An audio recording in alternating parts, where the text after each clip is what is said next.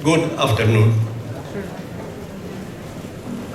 I wish to welcome you once again to the Philippine Judicial Academy Training Center here in Tagaytay City. And PhilJA, as perhaps most of you know, is the premier training arm of our Supreme Court.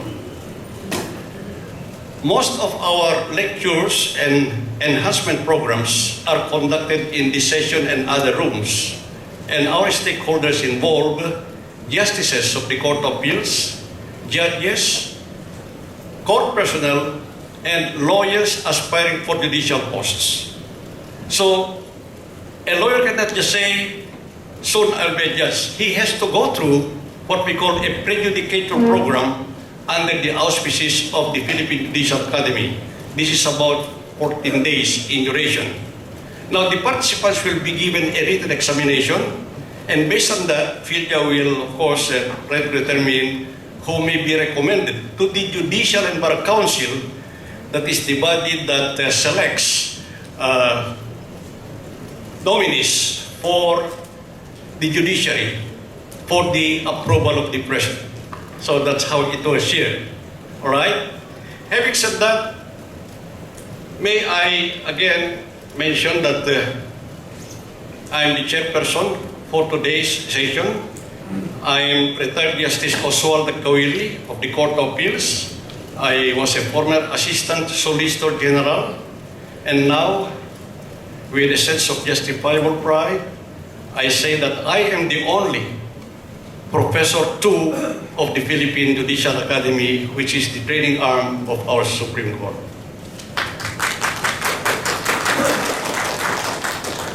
This is one of 4 concurrent sessions for this afternoon under the theme Training Methods and Goals.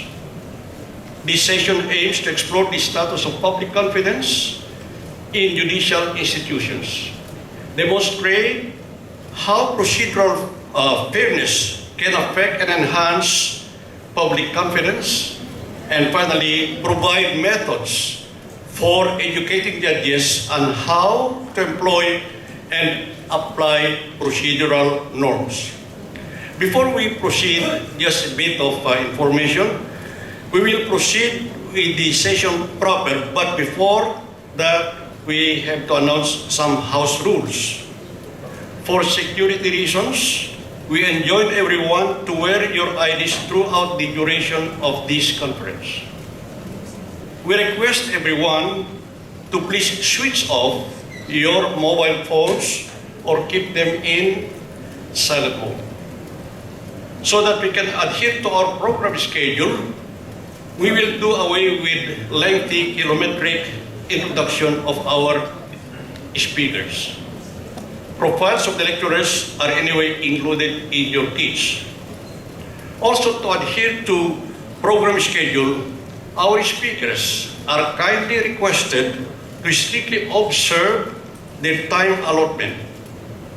For this particular session, the speakers are given 30 minutes for their presentations. And to keep within the time limit, please dispense with the salutations and acknowledgements. When 5 minutes remain, we will flash a cue card signaling that you have 5 minutes to wind up your presentation. Another cue card will be flashed signaling the end of the time allotted for your presentation. Should time permit, we will have an open forum before the end of the session. And should you prefer to write down your questions, please do so and give your slips of paper to our staff, PhilJA staff. Or maybe you can just orally address the speaker to respond to your questions. All right, so this afternoon we have 4 very, very distinguished presenters or lecturers, and they will discuss topics which I am very sure will have a profound impact on the theme of our session this afternoon. The first speaker is the Honorable Daphna Bladman Kedral, Appellate Judge of the Central District Court of Israel, and she will deliver her presentation on the subject Peer Group Consultation as Judicial Training Method. Your Honors, Judge Batman Kedbar.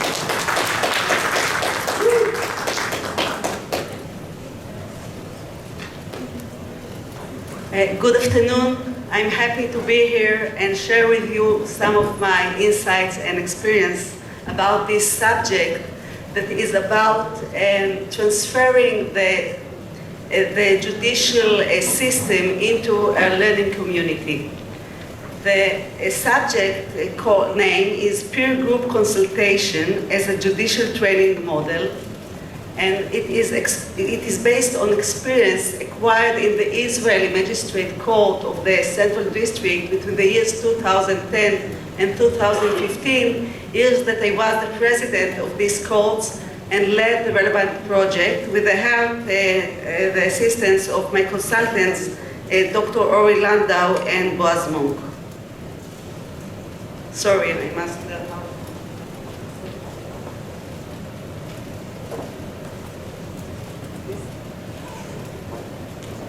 Okay, I have two presentations at this convention. The first took place yesterday.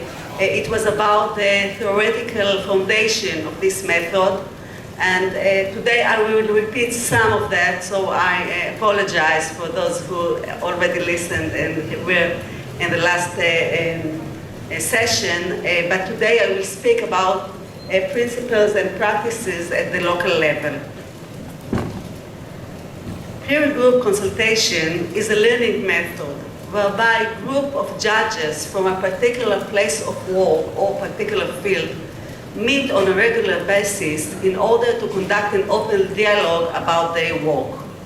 It may involve analysis of work experiences and case studies, and also joint examination of issues related to work, such as practices, procedures, and standards, and also more sensible matters, issues of collegiality, rules of conduct, and mutual assistance.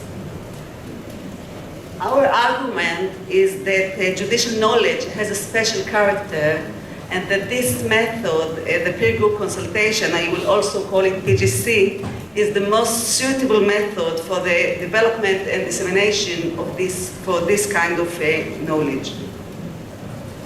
So a few words about the judicial knowledge that is relevant for these groups.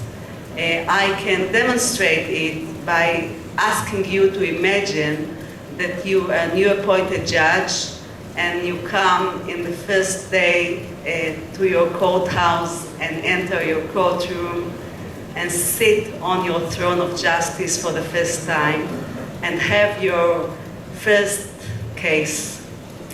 And now imagine the 10 years have passed and you are there, you are not a appeal judge yet, you are there in the same courthouse and you have a very similar case.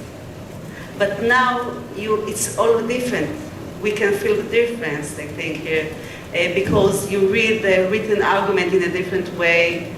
You know immediately what is the essence of the conflict. And you know how time to give to this coming hearing, to allocate, and how many pre-trials more will be needed. And you can pre-plan the whole hearing. And you know in which pre-trial motion to decide now before hearing, and which to leave to the hearing itself in order to make an efficient hearing.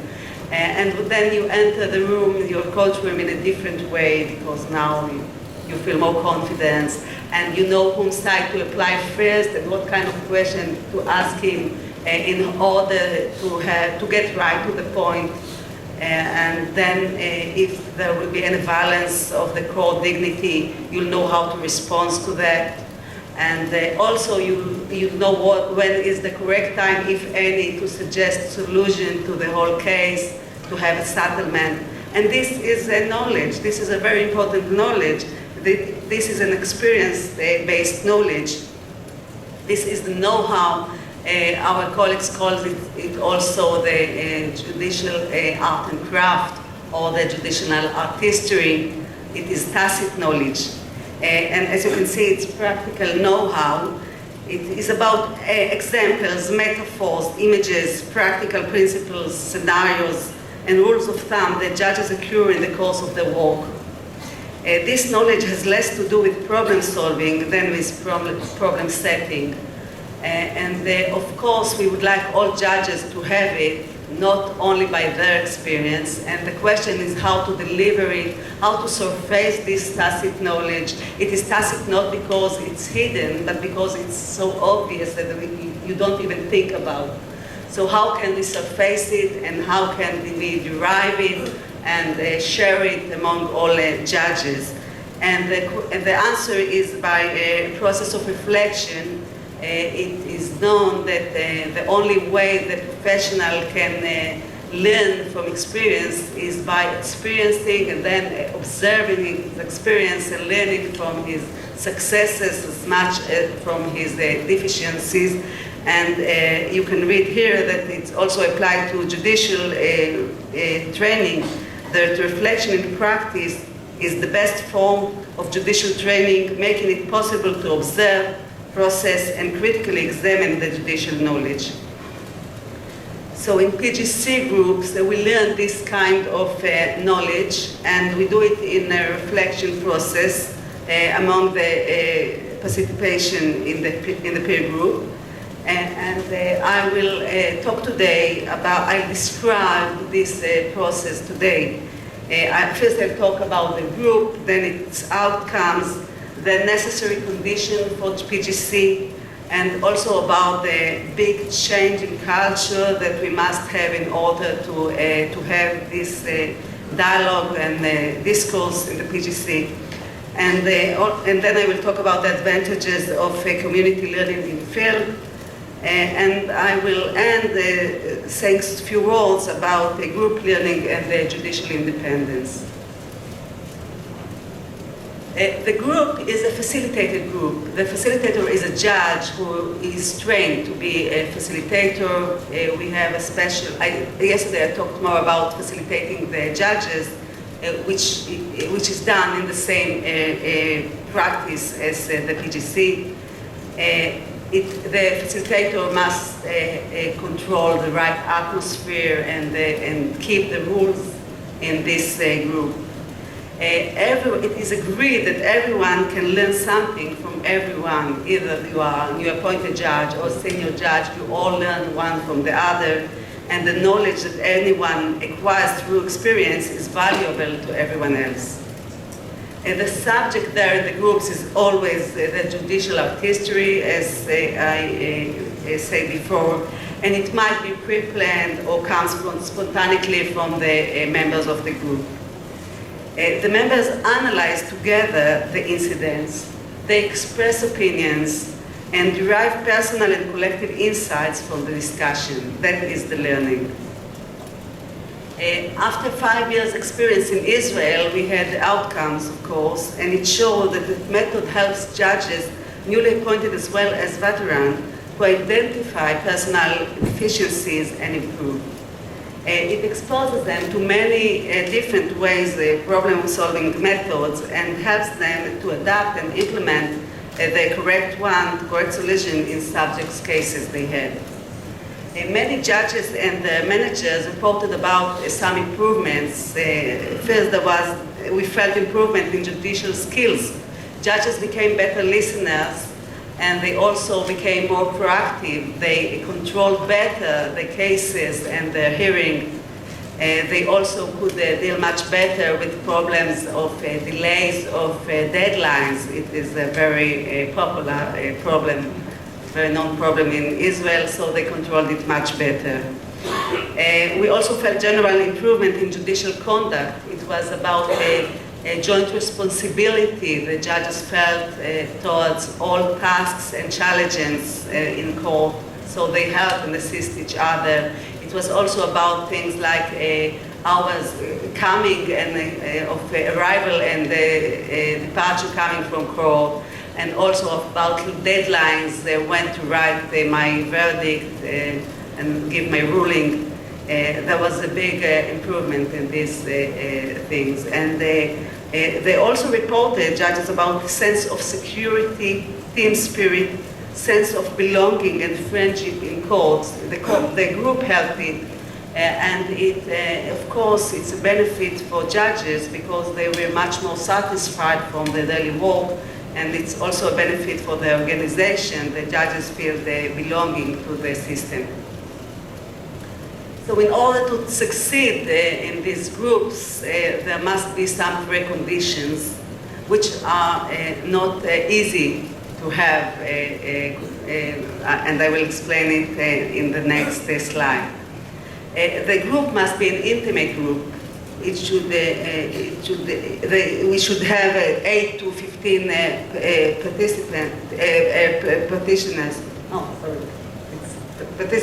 members, I'm sorry. The atmosphere should be of mutual respect because, as I said before, there are new judges as well as senior judges, but we must respect each other and respect each other's opinion. It's very critical to succeed in this group. And the atmosphere must be also of openness because we want the judges to sit there and tell their stories with all the details and describe what is necessary for the learning, and perhaps the members should ask them to have more details, and we want them to share all the judges with what they felt and why they decided in that way or the other, and we want all the other judges to say their opinions, so it must be an atmosphere of openness. And that means that there must be complete trust between members of the group. What is said in the group stays in the group. We don't. It's only for the learning. You know, they share the same core. They sit one next to the other. We don't want them to speak that one of them is not doesn't know enough or must learn more. Of course, it should stay in the group, and that's why they must trust each other. And what is not easy at all is to have a non-judgmental attitude because everything is legitimate. Every story is legitimate, every opinion is legitimate. That's how we learn. We want the judges to share all, and we want them to express every opinion they have. And in order to have it, it must be a non-judgmental attitude. It should also be a business-like attitude. Because judges sit alone all day, and when they meet together, probably they will begin to talk about society matters and many other matters. Perhaps they will want to run to their comfort zone and speak about the last ruling in the High Court and about the new regulation. And that's what we usually do. But we want them to stay in the deficiencies and talk about their daily experience, so it must be business-like attitude. The meeting must be setting on a regular basis.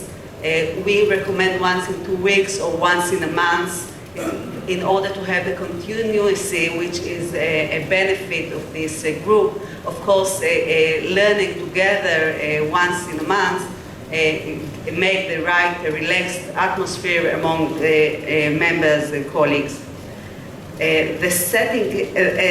The meetings should be held in the workplace and immediately after working hours. It must be very comfortable and inviting for the judge to participate in these meetings, and this is the learning in the field. This is learning on the job. We should allocate a sufficient time for discussion because it takes some time. First few words, and then we want the first judge to tell his story in detail. We want the other judge to ask him, and then we'll have 1 or 2 circles of opinions and reflections, and then we want to do the closing and to have the insights. It takes time. We recommend 1 hour at least. It might take 1.5 hours. And it all is in a facilitated discourse. As I said before, these are facilitated groups.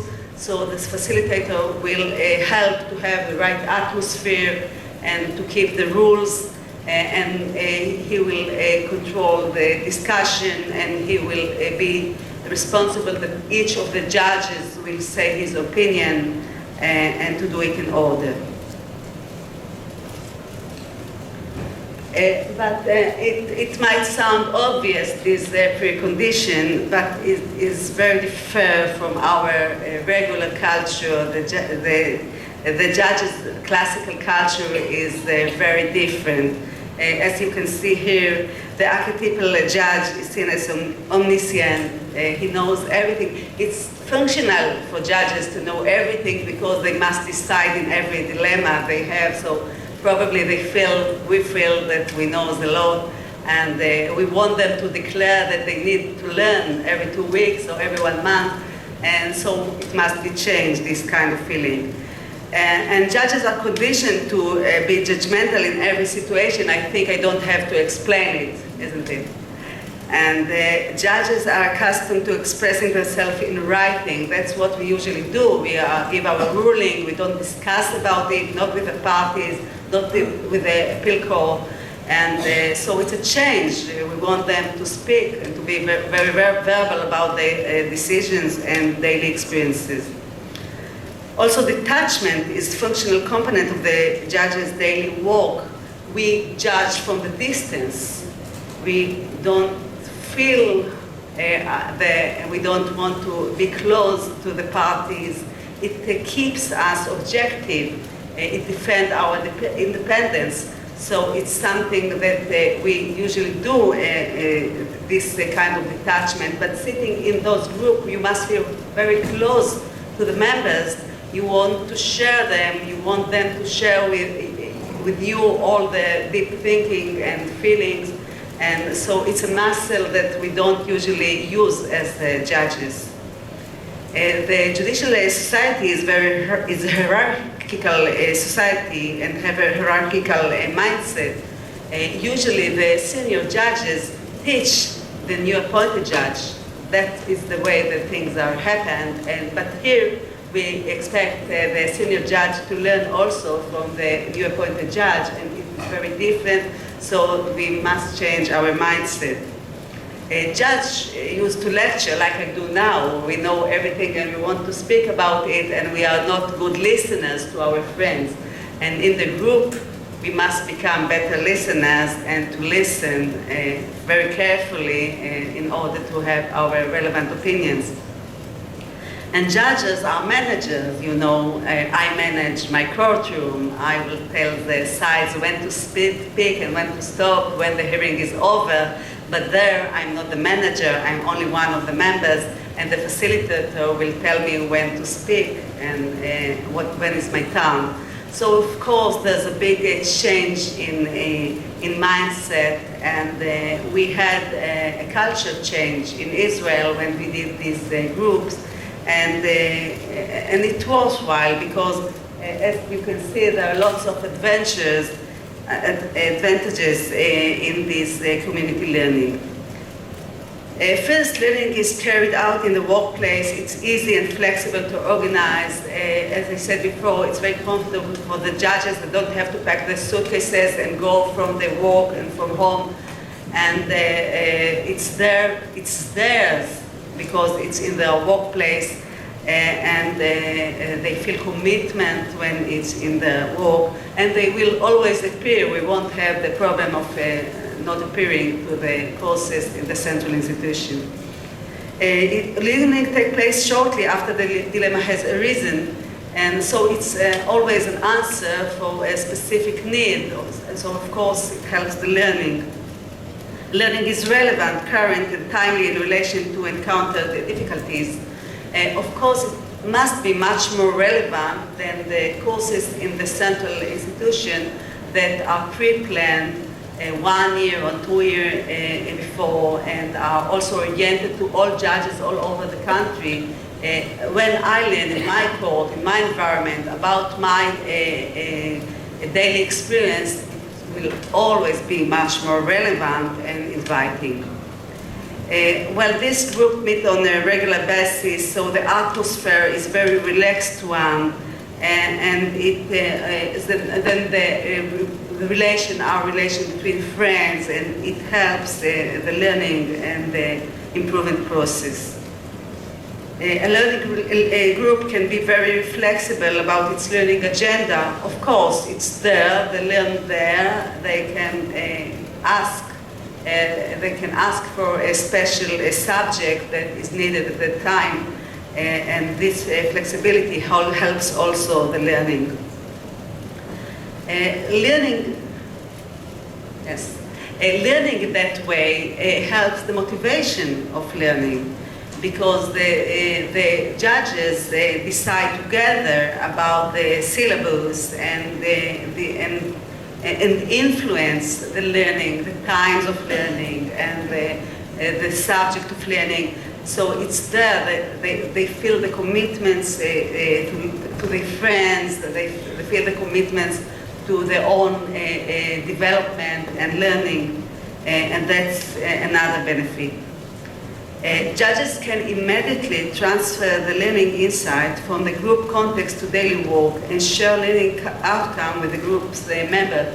I want to remind you the very known problem of transfer of learning, which we suffer in the central institution when it's proved that out of billions of dollars that invested in this kind of learning, only 10% give the right consult and the right result. And it's very different when you learn on the field. It is the answer from this problem of transfer of learning. And the collaborative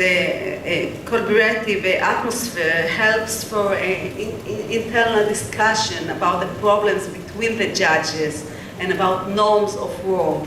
They will agree upon different methods like how to transfer file from one judge to the other, and they will have the mutual. They will speak about the mutual expectation and make it possible to forge internal procedures for tackling common tasks and challenges. There are further substantial benefits. First, about the organizational repository. It's very important to have one. And when you learn in a continual group, then it's always you can have this repository of questions and answers. And the community also enables groups members to follow each other's development through time and share their success and lessons learned in implementing ideas. It is important not only for the learning, but also for empowering the judges to speak about what they learn and about their successes. And the creation of natural learning groups of judges also has significant advantages at the organizational level. It is an answer for the very known problem of the loneliness of judges. We know that it's one of the biggest problems among judges. They are lonely. And these groups are also supporting groups. It helps the judges and in many ways.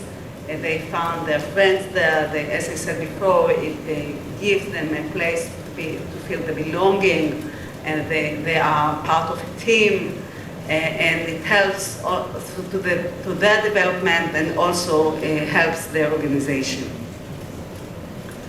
And I will end my presentation talking about the judicial independence, because one may say that the group dynamic can influence judges' independence, and in order to prevent it, we suggest that there will be boundaries to the discussion in this group, and the way to have it is by a covenant that will bind all the members of this group, and also it will be part of the training of facilitators and part of the organizational monitoring. And we have some suggestions for these boundaries. First, as you can see, exclusion of all decisions on pending cases, and no naming the litigant parties of current cases, only general descriptions. No discussion of issues concerning cases in which one of the participants has been barred from deciding. and no discussion of matter that may be the subject of appeal before one of the group's members, and you can think of other boundaries as well. Where is the, thank you, here. So, thank you for listening. And I can answer questions when the time permits. Thank you.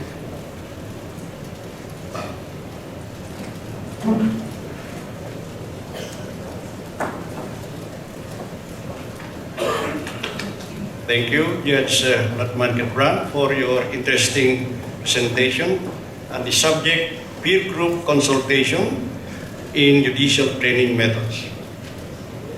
We will call on now the second speaker who will speak on the topic training methods and goals. Ladies and gentlemen, it's my honor to present to you Dr. Gita Oberoi, Professor of the National Judicial Academy of India.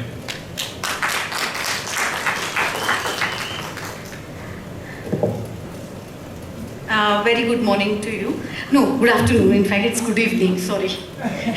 I'm confused what time of the day it is. Okay. I'm not talking about methods as such, about training methods, but my presentation is a little bit different. It's about induction training. And you must be wondering, what is this induction training? It's kind of a formation training that we know in civil jurisdiction it is there. That once judge is selected, he is posted, and 1 year, 2 year, like in French National Judicial School, École ENM, France, in Bordeaux, 31 months induction training is given. At our place also induction training is given. It is given in state judicial academies. A little bit I would tell you before, first thing that I want to say is that the country is divided territorially into 27 states and 9 union territories under the constitution, and there is a power sharing between these territorial jurisdiction.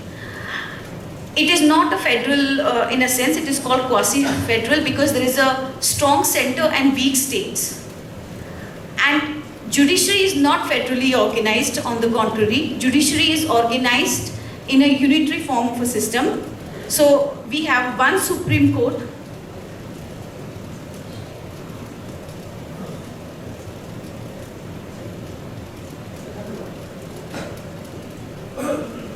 we have one Supreme Court, below there are 24 high courts, and below 24 high courts we have our district judiciary, which is called trial judiciary. The two ways to enter into trial judiciary is that trial judiciary is under high court supervision. So we have 24 high courts, 24 state judicial academies, and these 24 state judicial academies are supposed to train district judiciary. The way you enter into district judiciary is through competitive exams. There are two levels of competitive exams. One, right after your college days, that is your LLB graduation degree, law graduation degree, you can give entrance exam. So that is called where you become magistrate or a civil judge when you are deciding civil cases. Same person is called civil judge junior division or judicial magistrate first class. So this person is selected amongst people who are fresh law graduates. And the other entry at the district judiciary is that if you have done 7 years practice at the bar, it is called higher judicial services, and there you don't do induction training, you do orientation programs. So I'm not catering to higher judicial services, but I'm talking only about magistrates and their training. Why we are bothered about their training is these are the first and most important issue about their training is that these are young. They are in the age group of 22 to 23. Right after their high school, they go to law colleges, they get their LLB degree, and while they are doing their legal education, they can appear in their final year for magistrate exam.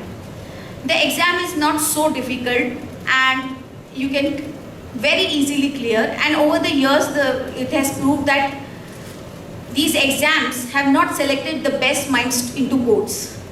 So induction training therefore becomes very important. the question is why I am dealing with induction training. I am talking about three periods. One, there was a period when there was a commission set up, First National Judicial Pay Commission, and this pay commission was set up to actually ask government about rise in the salaries of judges, subordinate judges, magistrates and everybody. And there was a period before this commission, there's a period after this commission, and where we want to go. So there are three ways where I'm dividing my presentation. When it comes to, you must be thinking why this National Judicial Pay Commission was set up. Well, it was set up because Supreme Court of India wanted that it should have say in the matter of salaries and other benefits and allowances that are given to their magistrate. So Supreme Court said that judges will decide what should be given to lower judiciary and our magistrates, and so they are directed the government to set up a commission. Therefore, this commission was set up in the year 1996. This commission gave its report in year 1999. This commission is called First National Judicial Pay Commission. Locally, it is also called as Shetty Commission because it was headed by retired Supreme Court Judge of India, Justice Jagannath Shetty. This commission, in its two chapters, Chapter 8 and Chapter 13, dealt with the subject of judicial training. It actually asked, at that time, in year 1996, it did survey that throughout India, what kind of induction training is offered to judges. And the survey that was done by First National Judicial Pay Commission found that there were a lot of problems with the kind of induction training that was given to judges. First of all, some state judicial academies or state training institutions were giving 2 weeks training, some were giving 2 months training, some were giving 6 months training, and some were giving no training at all. They were just sending magistrate right after his or her selection to the court for court attachments, and that you learn from your peers or on the job. So during those 2 years, you are learning with your peers, but you were not paid. You were called trainee judge, but you were learning on the job. So this is a kind of training that was given. This kind of training was actually not appreciated by First National Judicial Pay Commission, and it said that this is actually not the way of training our judges. So it actually thought that, okay, let us send questionnaire to those judges who have undergone the training. So all those judges were selected and they were sent questionnaire by commission, and the judges responded. And the problems were basically evaluated, that what problems are occurring in these trainings that are given in State Judicial Academy to young magistrates. It was found that most of the training schemes were not suitable to the judges' needs. No proper training center was there, no proper institution was there. People were sent for training at the fag end of their career. For shortage of judges, sometimes judges were not sent to training at all. Then programs were neither scientifically organized nor they had any basis on the type of work that judge had. All judicial officers were not likely to benefit from the uniform training that was given. Most schemes were inadequate to enhance judicial capabilities. There was no written exam to assess the impact of training. Training had no interactive element in it. There was no weightage given to those judges who had undergone training. So everyone was same, whether you undertake training or you avoid training. The curriculum was not scientifically evolved. Because of resource constraints, funds were not allocated for judicial training. There was no training on the change of job. For example, you are labor court judge and you were trained for labor court, but suddenly you are changed to family court. There was no training given to you for handling the work of family court. There was totally absence of competent trainers who were skilled for the job of training. Some of the programs were too much localized and they had no contemporary society element taken into consideration. Rhetorical lectures and exaggerated sermons from high court judges and higher judicial officers were given to them. And there was no at all any incentive to take that training. First National Judicial Pay Commission also observed that the training institution, whichever there were, like 7 or 8 were functioning, that they found that mostly they kept a senior district judge as a faculty member. and it actually lamented that whether these senior district judges are sent to training institution because of their profound talent in teaching or training, or whether they are sent over there in the training institution because judiciary wants to actually avoid giving judicial work to these judges. There was a risk, these judges posed risk to administration of justice, and therefore they were sent to training because this was considered a comfortable posting. So first National Judicial Commission came out with many recommendations. Of course, problems I have done, and recommendations were, there were 6 important recommendations in this regard for first National Judicial Pay Commission. The first recommendation was regarding that when do you select judges? The problem was some states were saying that we will select magistrate from those candidates who have done 3 years practice at the bar, and some were selecting fresh law graduates. So first of all, First National Judicial Pay Commission brought uniformity and that said that we don't require 3-year practice at law, but then, right, because they are fresh law graduates and they are from the age group of 22 to 24, let's give them in-depth induction training for 1 year at least. So this was formula worked out for induction training. There were other recommendations also to deal with the problems, and these problems were, first of all, First National Judicial Pay Commission said that training through attachment with senior and experienced judges for 3 to 6 months after initial recruitment is too inadequate. Regional language should not be promoted, but only English language should be there for training because most of the literature that is available in India is in English language. Third, the state academy must have a principal and a vice principal, 2 professors, 2 lecturers, and 3 research officers. So minimum 5 persons should be there in every training institution. These can be taken from academia, and there can be a formula work with 50-50. You can have a principal as a judge and vice principal as an academician. Similarly, out of 2 professors, 1 can be judge and 1 can be from your university. So this kind of formula was worked out. Also, the First National Judicial Pay Commission observed that a new work culture which is exacting and business-like and performance-oriented, if not generated in these academies, it will end up like a mediocre self-serving white elephants that we have plenty in this country.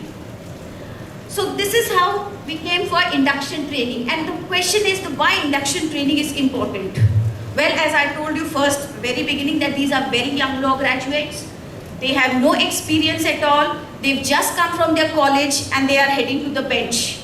Examination is not at all difficult. It's very easy. And you are made magistrate. But you handle a large volume of work, and not all decisions of yours are appealed against in higher judiciary.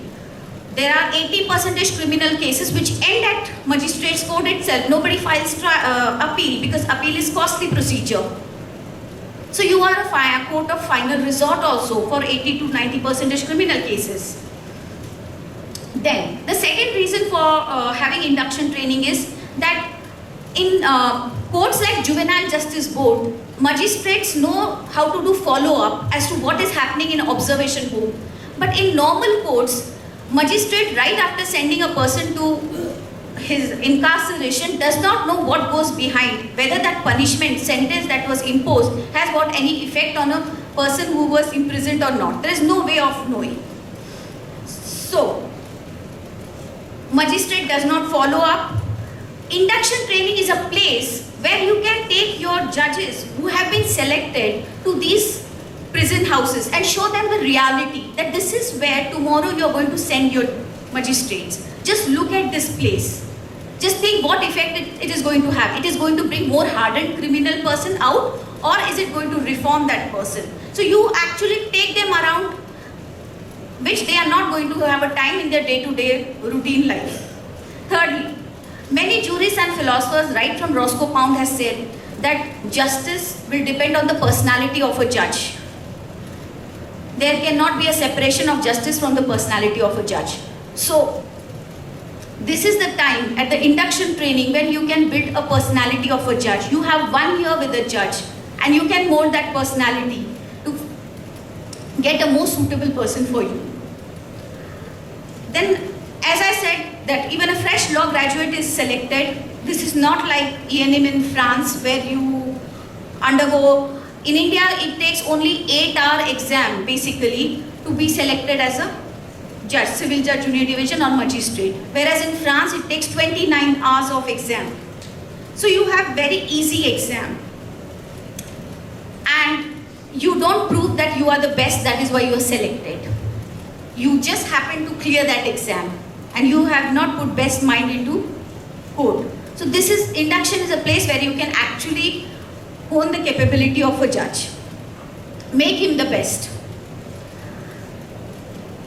There are many reports apart from First National Judicial Pay Commission also said that you have to give induction training. Otherwise, First National Judicial Pay Commission did away with 3-year practice at law. So the person is fresh law graduate, so induction is important.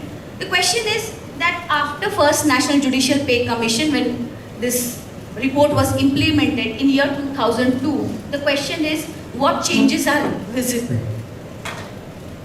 Well, now we have 24 state judicial academies in 24 parts. These state judicial academies are well financed. They have very good infrastructure. Some of them are like almost 4-star, 5-star hotels in India. So you have all the infrastructure actually. Then these academies are conducting trainings. They are conducting regular trainings because at National Judicial Academy, every month they are supposed to submit a report as to what they have conducted. So we see that they are conducting regular training programs. Third visible change is that all of them have their annual calendar. So much before the year in advance, the calendar is drawn as to what will be taken for this whole academic year by the State Judicial Academy. However, there are certain concerns also that, of course, these state judicial academies are doing good work.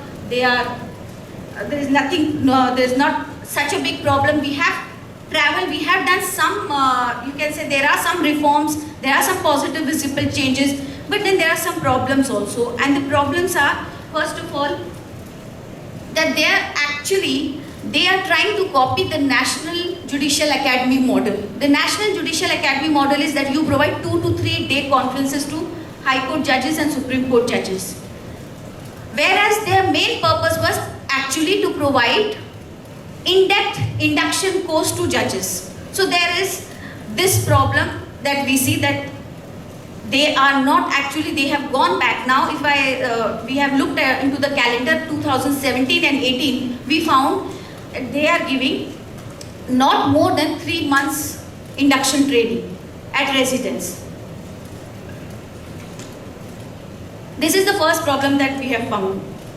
The second problem that we have found is that duration has reduced. We have gone back to square one. There is an overlapping that both of us, National Judicial Academy and State Judicial Academies, are conducting conferences, 2-day conferences. They are also conducting regional programs. We are also conducting regional programs. There is nothing problem as such with overlapping, but problem is this. At State Judicial Academy, because the structure is very hierarchical, and because it is so hierarchical that magistrates are not allowed to express themselves.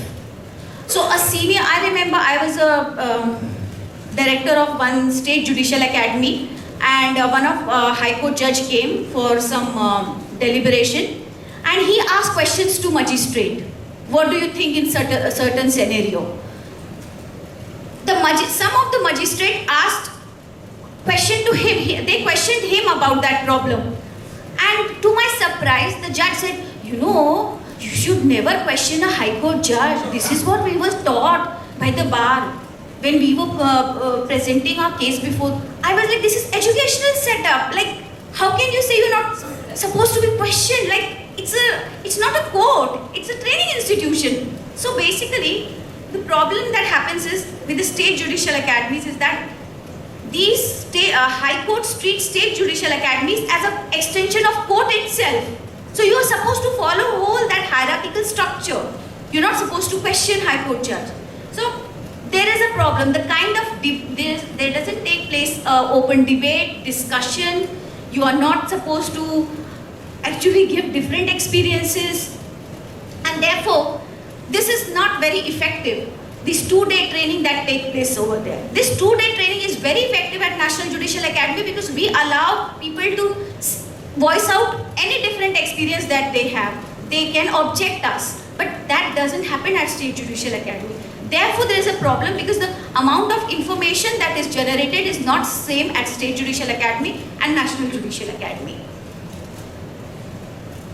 The third problem that I have is that all state judicial academies except 1 or 2, I don't know why they overlooked the structural changes that were suggested. The structural changes, if you remember, was suggested that you should have 50% academia and 50% judges. Both of them should together develop judicial education discourse. I really don't know that why state judicial academies, even year 1999 to 2017, we have traveled 17-18 years, why they overlooked this recommendation. We have in National Judicial Academy, we have like this kind of a model which first National Judicial Pay Commission suggested, and we are doing very well. So I don't know that what actually is wrong with state judicial academies, and the reason that can be traced is that high courts do not trust academia. They feel they are outsiders and they cannot be trusted, and let us do ourselves. So this is problem. The problem is also they don't trust so much that they are trying to open national law schools in the same campus as state judicial academies, and trying to see that if national law schools can also be run by judicial officer, which is like they are also trying to control not only judicial education but also legal education in their jurisdiction, which is a sad part. So these are the problems, these are the concerns. The question is, when there are concerns, what kind of solution that I am thinking about? Well, I have some, I am not against peer model training. I am not against that judges should be excluded. Of course, judges should be there. But we have come long way. Our judicial education in every country somehow or other started in the year 1950. We have all done 7 decades of judicial education in our own ways, but mostly controlled by judges. And in these 7 decades, it's time now to ask ourselves this question. We have to reflect, think back, step back and reflect. Has it really produced something very good and phenomenal? Have we produced Harvard and Yale's and Cambridge out of this judicial education institutions which are controlled by judges? These are the questions, because there is an investment in this judicial training institution. So these are the questions that I ask all of you to think about. I'm not against involvement of judges, but we have to think structurally, how do we involve judges? Maybe the way I went through an article by one Chinese professor, and she has suggested the Chinese model of involving judges in judicial education, which is that you tell your induction judges at the induction level, give them internship opportunity to do clerkship with judges. High Court judges, Supreme Court judges, district judges. You do clerkship with those judges, help them in their research, watch those senior judges. Maybe after 3 months, 6 months of that internship, you learn something more than these judges coming to academy and giving sermons. This is one model that one can think about. The other suggestions that I have, I want to go through quickly because very interesting session awaits you and very interesting speakers await you, and you'll really love them. And so I don't want to be between them and you, so I want to quickly go through my suggestions. And first suggestion is that when we are doing induction training, we take our judges to forensic labs, observation homes, juvenile homes, other courtrooms, and this attendance itself is a rewarding experience. But the problem that I have found with this experience is that mostly judges are not guided in these actually labs when you are taking them for visits. What happens? Most of the judges treat it as a picnic. Okay, at least break from the classroom lecture and PowerPoint presentation. Let's go and enjoy. Let's have a fresh air. So this becomes a taking fresh air exercise, breathing exercise. Well, in my opinion, this is not how it should be. We can take the example of 2 countries that I can think of, France and Switzerland. In France, they send the trainee magistrate magistrate to insurance company to study how claims are processed, to national railways to study how accidents take place, to airports to study aerial security, to customs and security, labor department, psychiatric hospitals, and God knows what. In Switzerland, there's a very interesting practice that is followed, and that is to ensure a better understanding of prison conditions. Judicial officers are required to spend a short period in prison disguised as prisoners.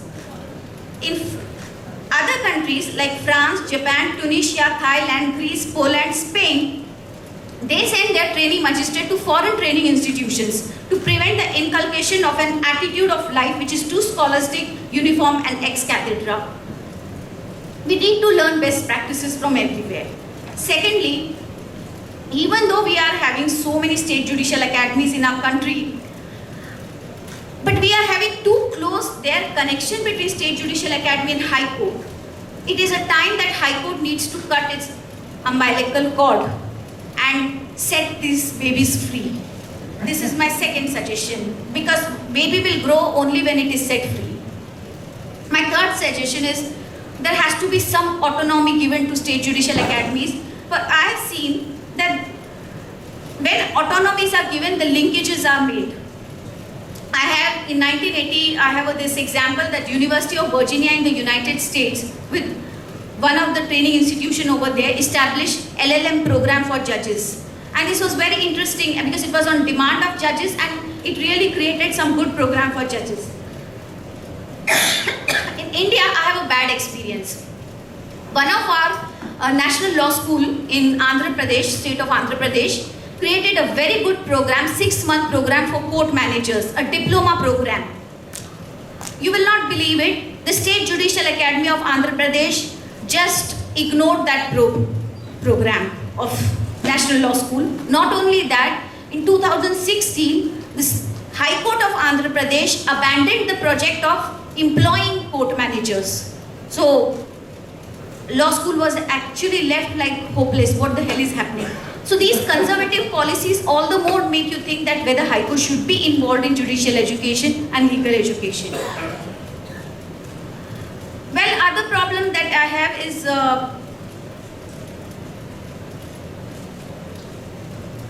you have to engage professional curriculum designers. And professional curriculum designers are not judges. They are not actually trained to design curriculum. They may learn from going to some conference that, oh, this is the way, but it's not like, you can't go to 2-day conference and understand and learn how to make a curriculum. It's a actually profession, and that profession work has to be given to some professional person. And therefore you have to engage professionals, like there are university professors who are into this, how to make curriculum, and you have to engage them. Well, other innovation that I was thinking is, it's about India again, it's a specific. Our magistrates and our district judges, our subordinate judges, they have a lot of problem if you involve them with ADR work or legal aid work. They said, why should we do this extrajudicial work?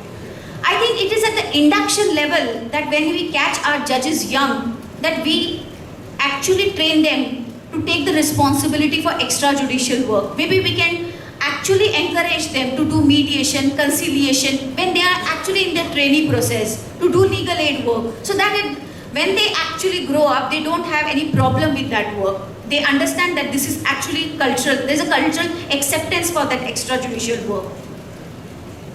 Other innovation that I can think about is also that if you send these judges to maybe National Judicial Academy, maybe to foreign judicial academies, especially those who do very well, so that they have some different outlook and they get out of their regional and caste and other kind of biases and prejudices that they are having.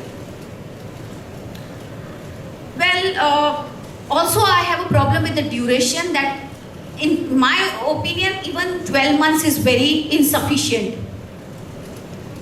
And I see advanced jurisdiction like France doing 31 months of induction training. So I don't understand that why we can't do 12 months. At least 12 months minimum we must do it. And this is where we need to reach. Most important is about learning, at training institution, what learning you give to your judges. And at National Judicial Academy, we tell our judges that it's not the law that is justice. It is the law plus X is equal to justice. And X is your work. And what is this X? And X is your constitutional principles. Every subject, every matter, every case that comes before you, you have to decide, thinking about this X. And from where this X will come, it can't be your own personal morality. It has to be constitutional morality. And we have devised a formula, this X is FEDF.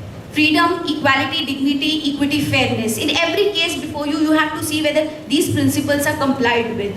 So you have to have some innovative teaching methods that have to be incorporated within, of course, taking use of your own laws. And this only takes place when you involve academicians. Judges do not have time to actually do innovations in teaching. So with this, thank you so much.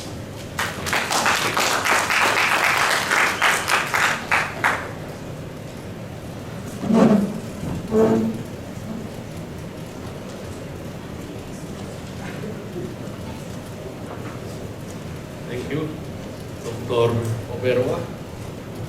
It's pretty amazing how our speakers have managed their delivery time with the precision of a computer machine. So I have no problem at all. All right, the next speaker will be Director Joseph Roland Sawyer, Director of the Faculty of Development and Allied Training, National Judicial College of the United States. He will deliver a paper on Kolb's learning style inventory, teaching to different learning styles and presentation skills, connecting with your learners. Your Honor, you have the floor. Thank you. Thank you, Judge. So I'm not going to so much present a paper as all of us today are going to take the learning style inventory.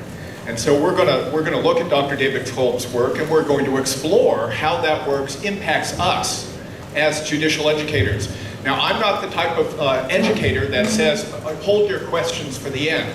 I want your questions when they occur to you. So I want to take your questions at any time.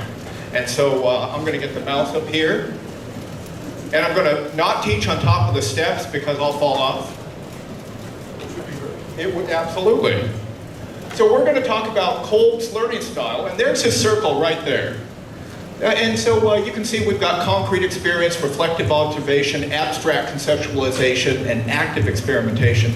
I'm going to make those terms come alive for you today so that we can explore how that impacts how we teach. When we talk about the learning style inventory, it indicates preferences, not abilities. It indicates just the preference that each one of us has as a human being on how we like to take in and learn new information. So it indicates preferences. It applies across race, gender, and culture, because it's really based on the neuroscience of the brain and how the brain and all of our brain. How many of you brought your amygdalas with you today? The amygdala is part of the brain. So how many of you brought that with you? Everyone have the, excellent. How many of you have your hippocampus with you today? So good, we're fully equipped to look at the neuroscience of teaching as we look at the learning style inventory. So it's immediately usable because it is a transformational model. It means I want you and you want your learners to do something different that they could not do before. That we are empowering our learners to transform what their skills, attitudes, or beliefs. And so we're not talking about auditory learners. Every one of you is an auditory learner. How many of you have your ears with you today? So we are all auditory learners. We are all visual learners. In fact, Dr. John Medina would say that we really need to ignore these and kinesthetic learners. I'm going to go back. Can you hit the backspace for me? Oh, very good. Okay, now let's see. Okay, there we go. So we're not talking about auditory learners, visual learners, kinesthetic learners. We're not doing that at all because it's sort of built into the model. And we all like to use those attributes and the senses that we have. Is it just slow? Okay. Thank you. All right.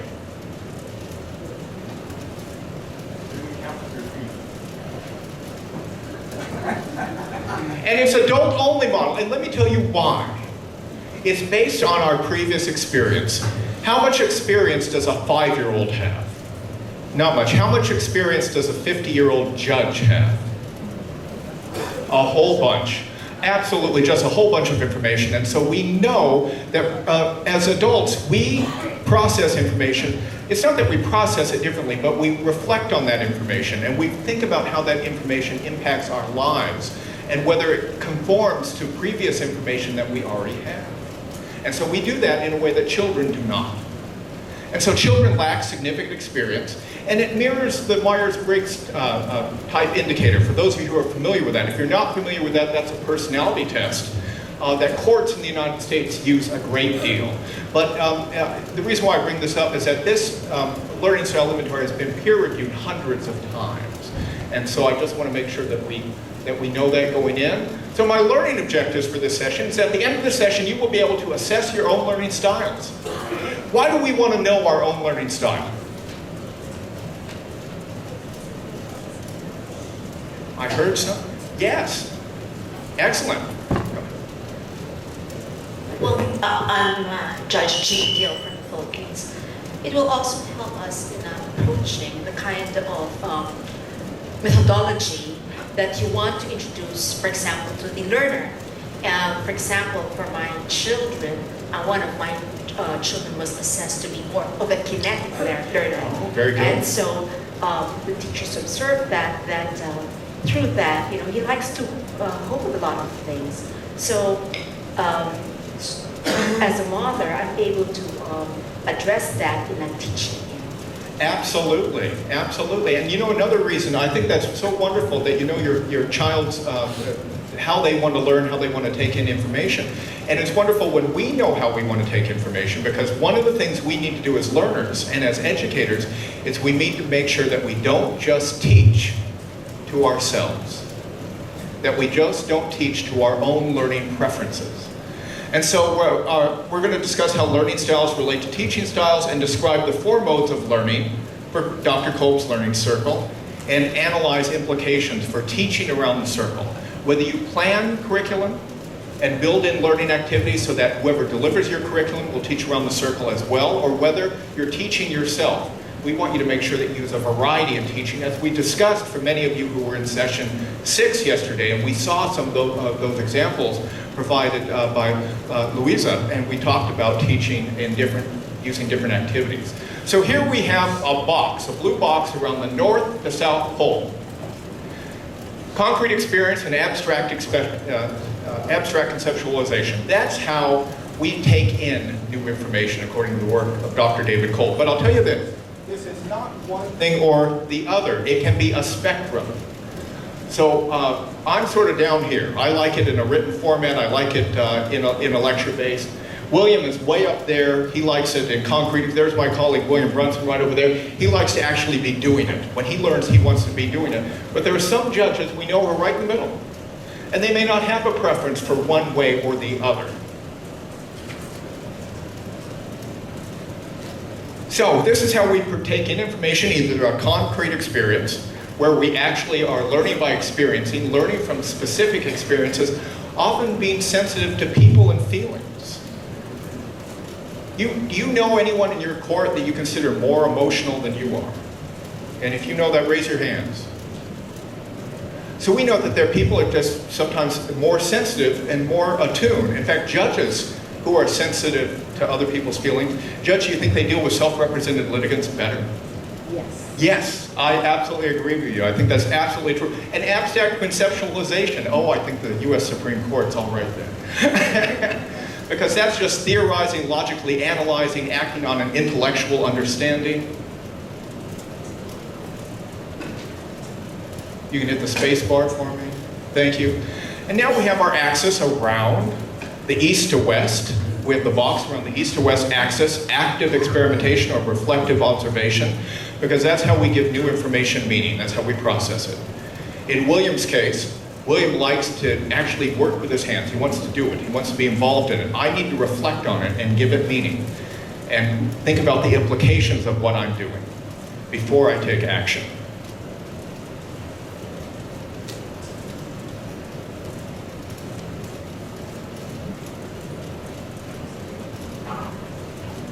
Okay, let's just go ahead. I'm going to put this down and we're just going to... So, we reflect, carefully observing before making judgments. We look for the meaning of things.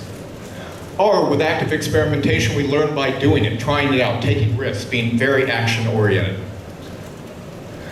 So, William and I have put new words on this slide: experiencing, reflecting, thinking, and doing. So this is Dr. Kolb's circle revisited, but now it has my language on there. And because I think these words are easier for us to work with than the words that Dr. Kolb put up there. And so, let's go forward.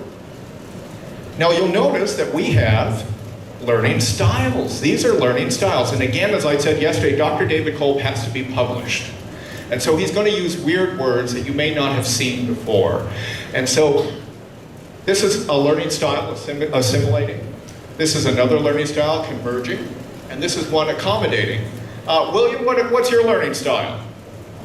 You're an accommodator, absolutely, because William likes to take in new information through experiencing, and then he likes to do it. I'm an assimilator because I like to think, receive that information, think about that new information, and then I like to reflect on it. And we'll talk about the bench, at least the American bench, and we'll see what impact law school has. Let's move forward. So now it's time to take the learning style inventory. So each of you should have a book. You should have a booklet.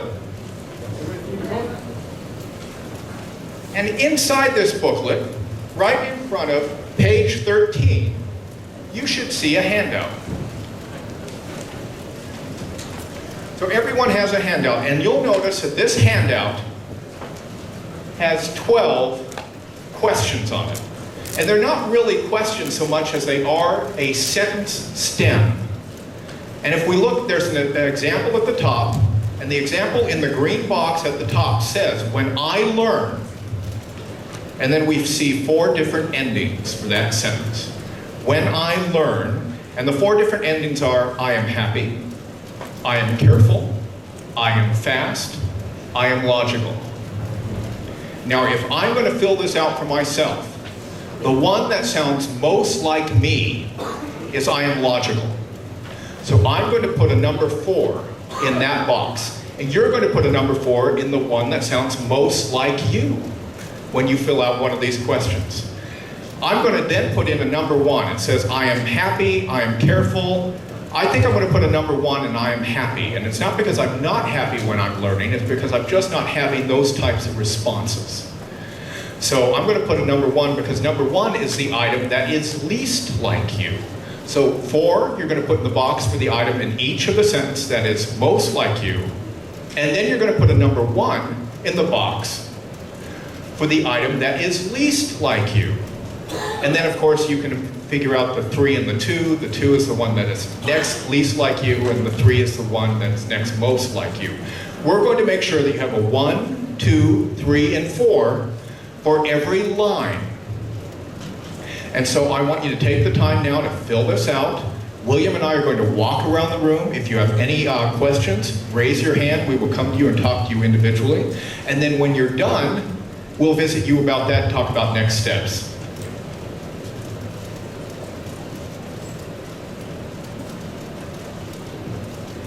And if we happen to look over your shoulder, just because we're making sure that everybody has a 1, 2, 3, and 4 in each line.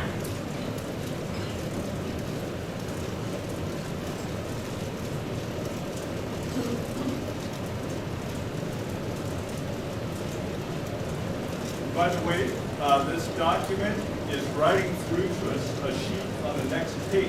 Push hard. So write hard on the paper. Write hard, absolutely.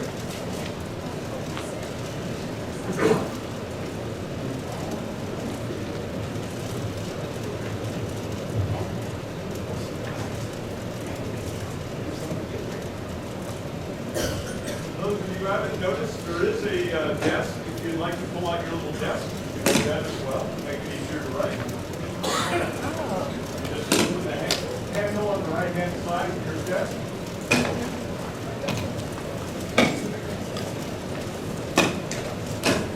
There is indeed, thank you, William. There's a little desk in each of your arms to your seats in this room.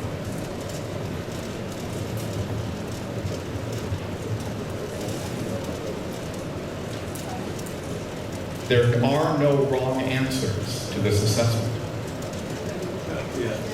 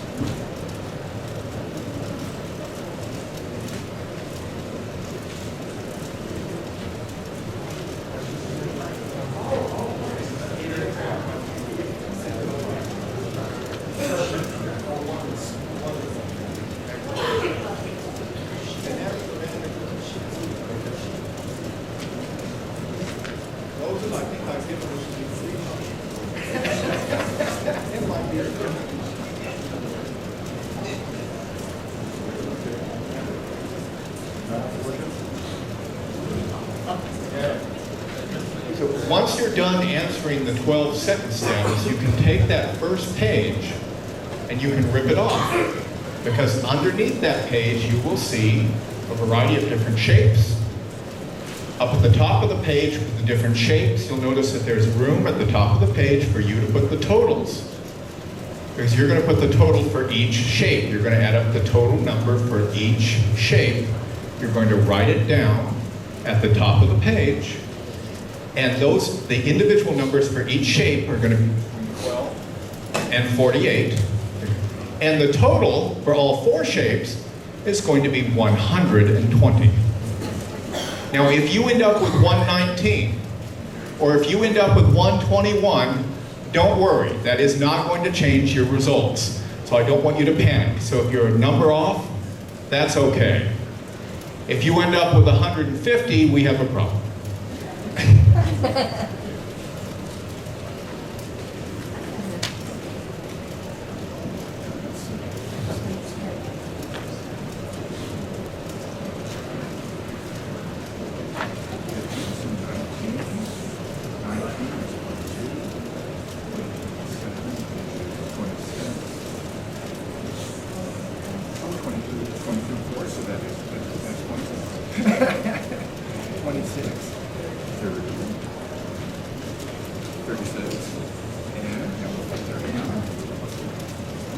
Many of you found your calculators on your smartphones. If you want to use that, you may do so.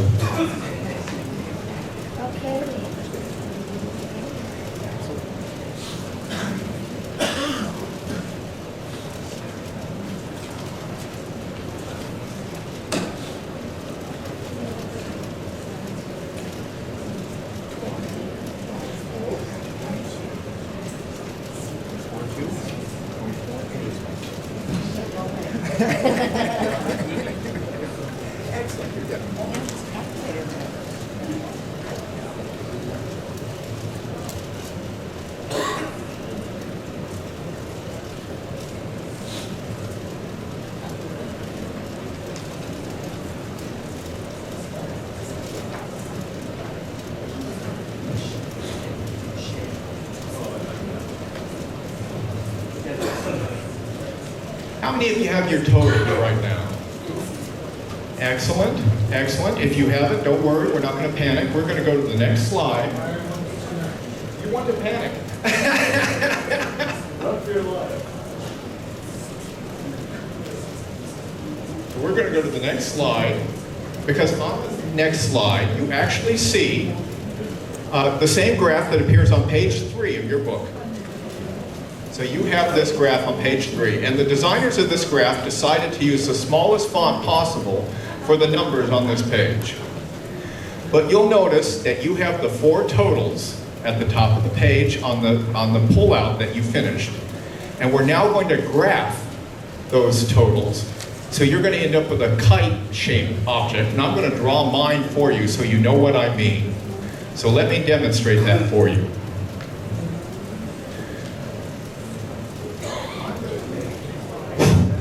I'm going to take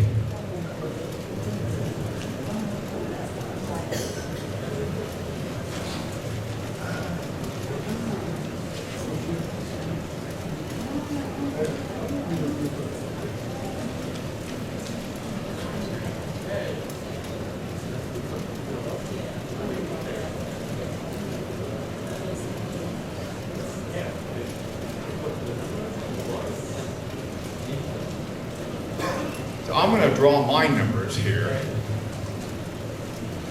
So I have about a 20 on concrete experience. I have about a 20 on active experimentation. I'm really low, or actually my number is really high on abstract conceptualization. And then I have a very high number for reflective observation.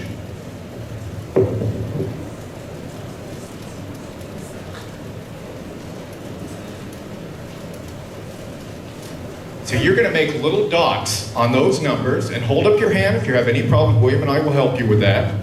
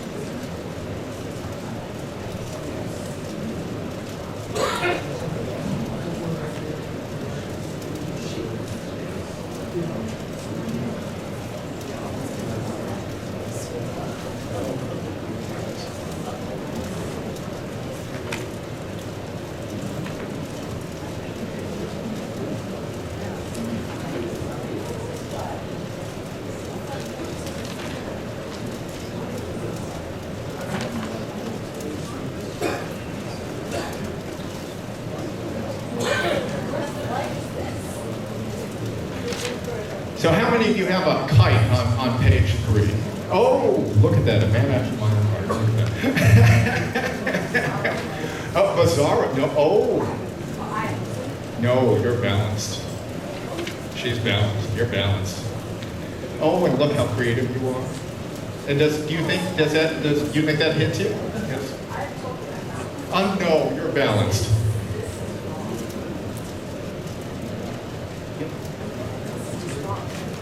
Reading the distance of this differently.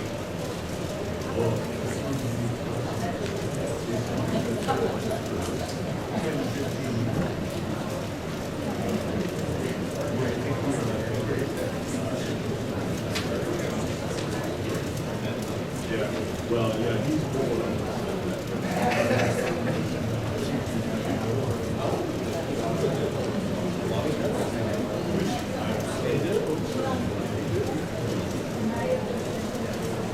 Yes, yes, yes.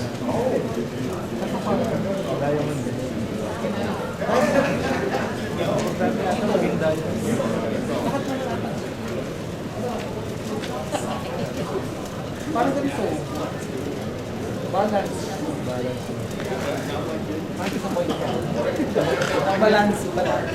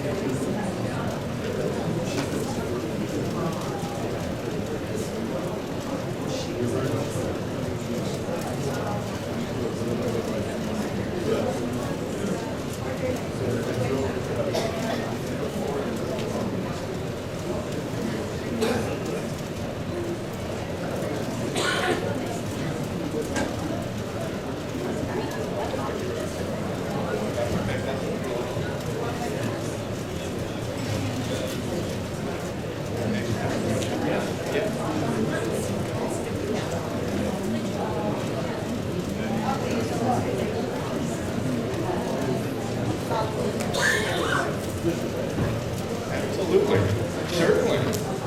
So now what I'd like you to do is turn in your books when you have your shape.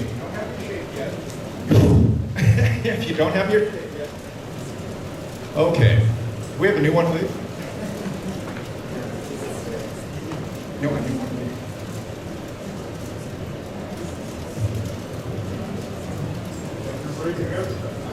No, I'm breaking everything. There we go. So, I'd like you to look on page 6, so you can actually look at your shape, read about your shape, read about the research of Dr. Kolb regarding your shape.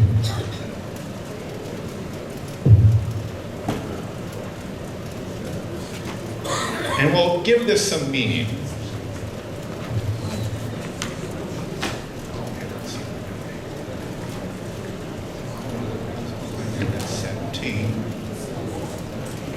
Right here. 17 and 41. Excellent. So I'm going to draw that line right there. This one's 34. That's right up here.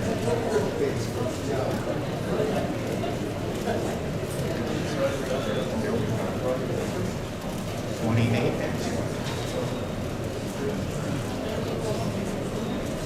And I'm going to connect this one.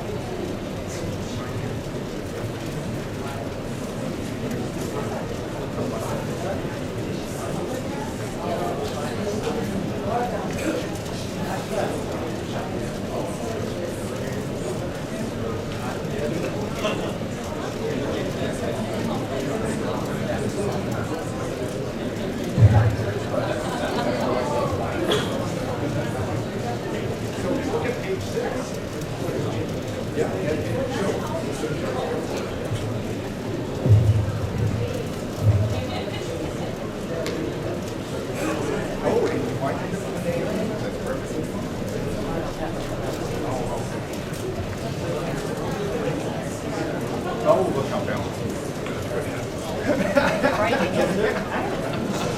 Yes. I had no idea.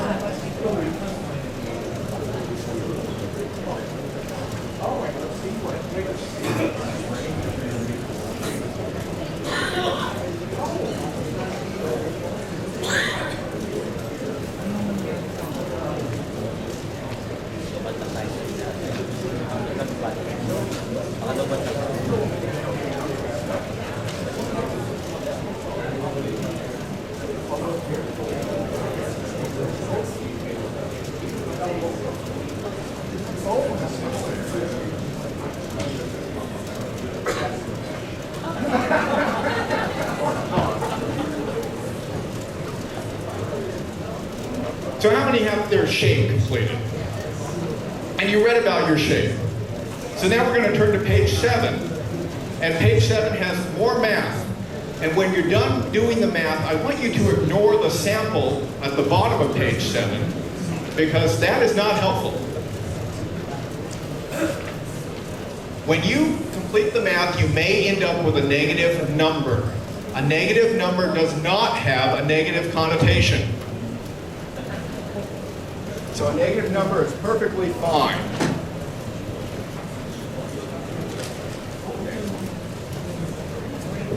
We're going to put them right here. Here's 6. And you should be really close to this. So that could just be a slight learning preference too. So we're going to draw right angle. And that's your learning preference. But just like because you're so well balanced and you're very comfortable in learning it all into it. So I'm now going to draw my right angle. So you're going to take those two numbers. And so for me, if I was drawing mine on the north to south axis, that's going to be a pretty high number for me. So my number is going to look like this. I'm going to be about down here where it says 20. I'm just going to put an unwieldy dot because I'm drawing with a touch mouse. And then I'm probably going to have a negative number right here.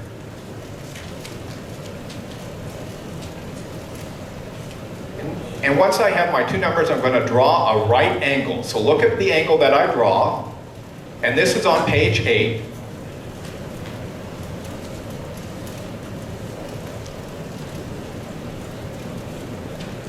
And that identifies my learning style. Now, Judge Cotto, you have a learning style for in the diverging area, but it's just a slight preference. Your graph came out so balanced that you are comfortable learning in any of those different styles. I am very much bookish. And so you're going to put that, so you got your numbers that you completed on right here on page 7, and then you're going to transfer that to the graph on page 8. Oh, you're a diverger too, but you're very well balanced. Yes, you are.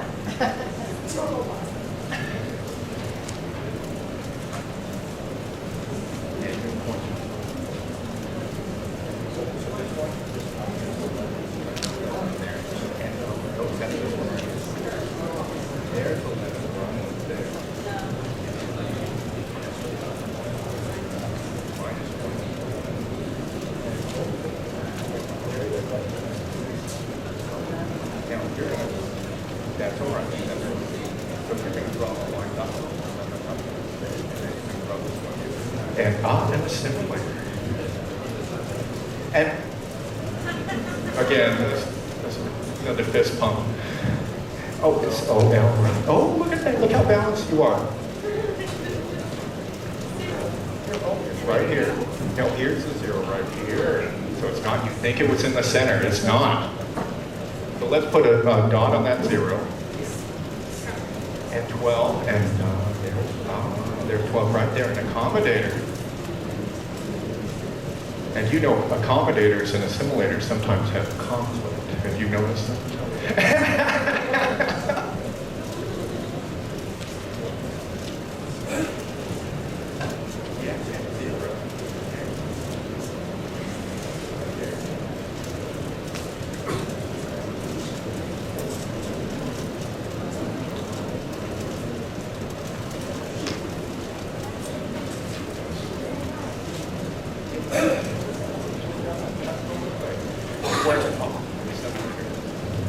Very good.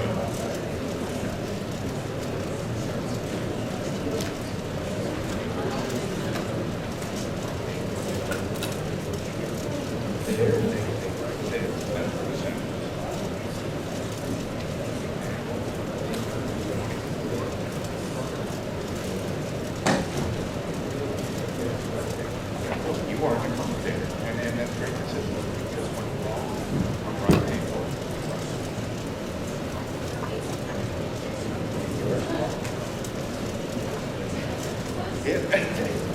It means you're also very flexible. Is he very flexible when tragedies happen in the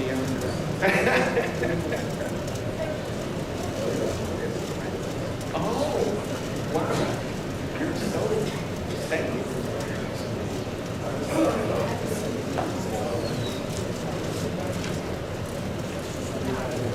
Oh my goodness. Oh my goodness.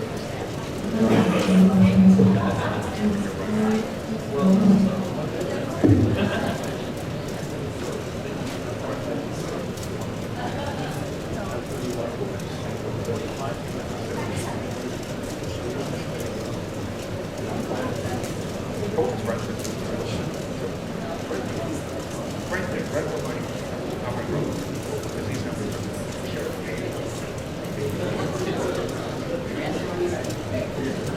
No, you're very close. But you're also, just like your colleague, you're very close to that. You know, very slightly referenced. You like brainstorming, like working in teams. Yeah, I did. So, let me ask you, for those who have completed it so far, how many of you are assimilators in the room? Raise your hands. I am not surprised at all. How many of you are convergers? Raise your hands. We've got a few convergers in the room. Excellent. How many divergers in the room?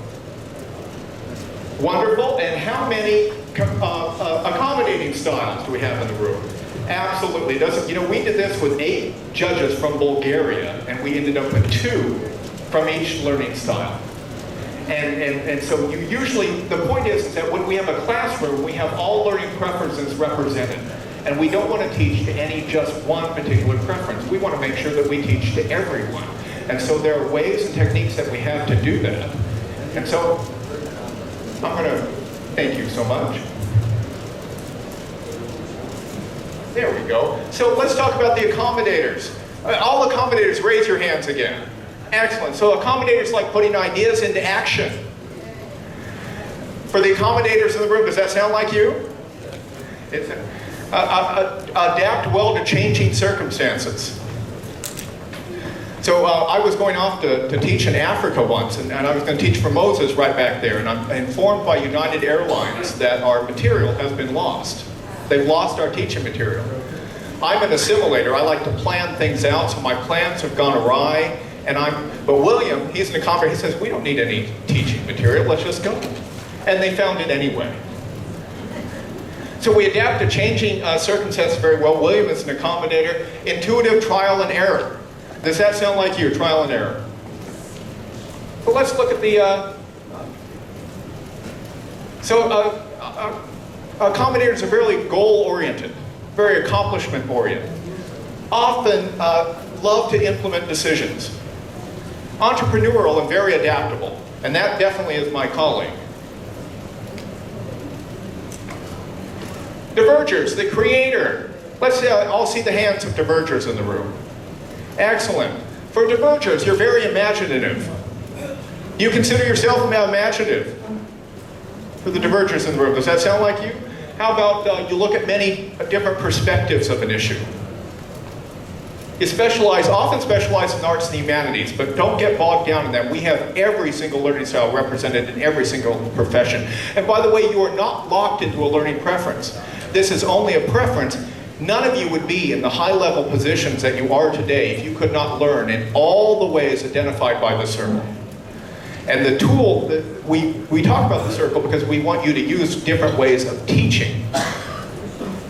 So diverging strengths, creativity, brainstorming, understanding people, being sensitive to people's needs. The planner, this is the best group. How many, all you assimilators, raise your hands. Oh my goodness. Doesn't surprise me at all. But Assimilator is not the best group, but it's just my group.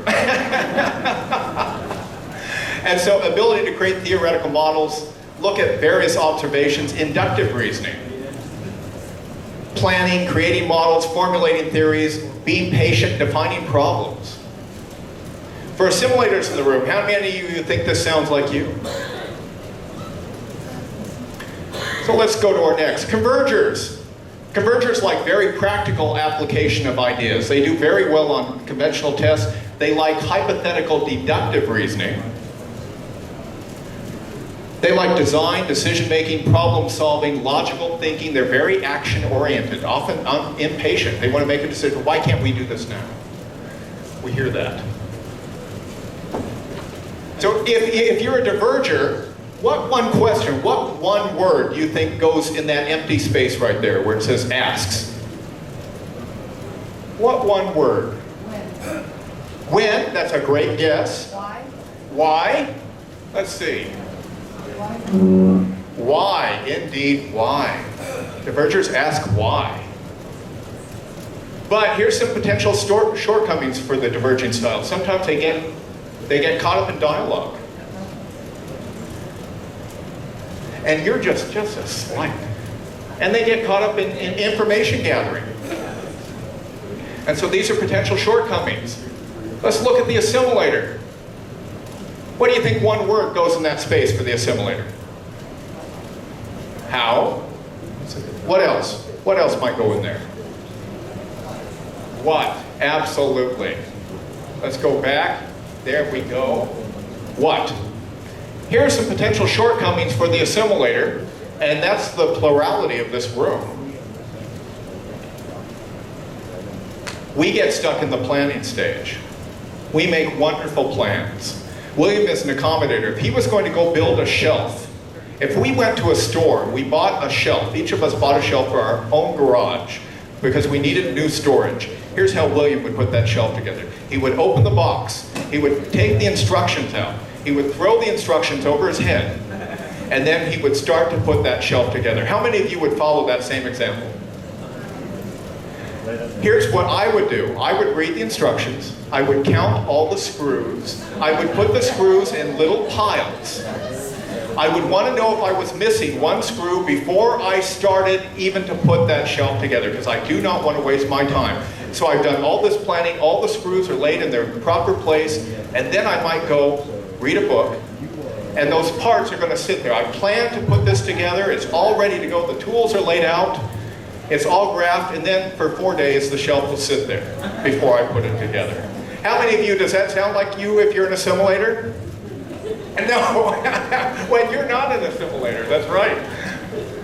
So what do you think one word goes in here for the converger? How to apply practical information, make decisions, solve problems. When? Let's see. How? How are we going to do this? But I like when too. I like when. Here's some potential shortcomings for the converger. Not enough time for ideas. It's too quick. Move too fast. Move too quickly from planning to solutions without looking at unintended consequences. And let's go back. This is the accommodator. Go back. Now there are two words that go in here for the accommodator. What two words might go in there for the accommodator? Two words, two words. What two words? Why not? Absolutely, you're absolutely correct. Why not, or what if? This is my good friend William Brunson. My goodness, he wants to know if anyone tells him something cannot be done, he wants to know why not, and then he's going to go do it. Even if he breaks something, he's going to go do it. So potential shortcomings, risk. William likes taking a lot of risk.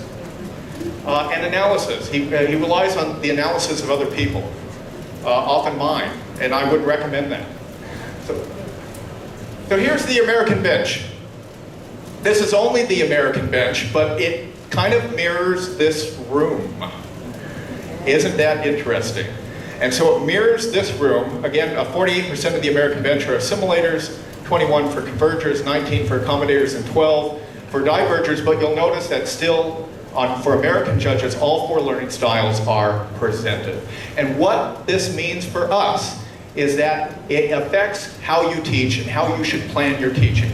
You do not want to teach to your own learning style.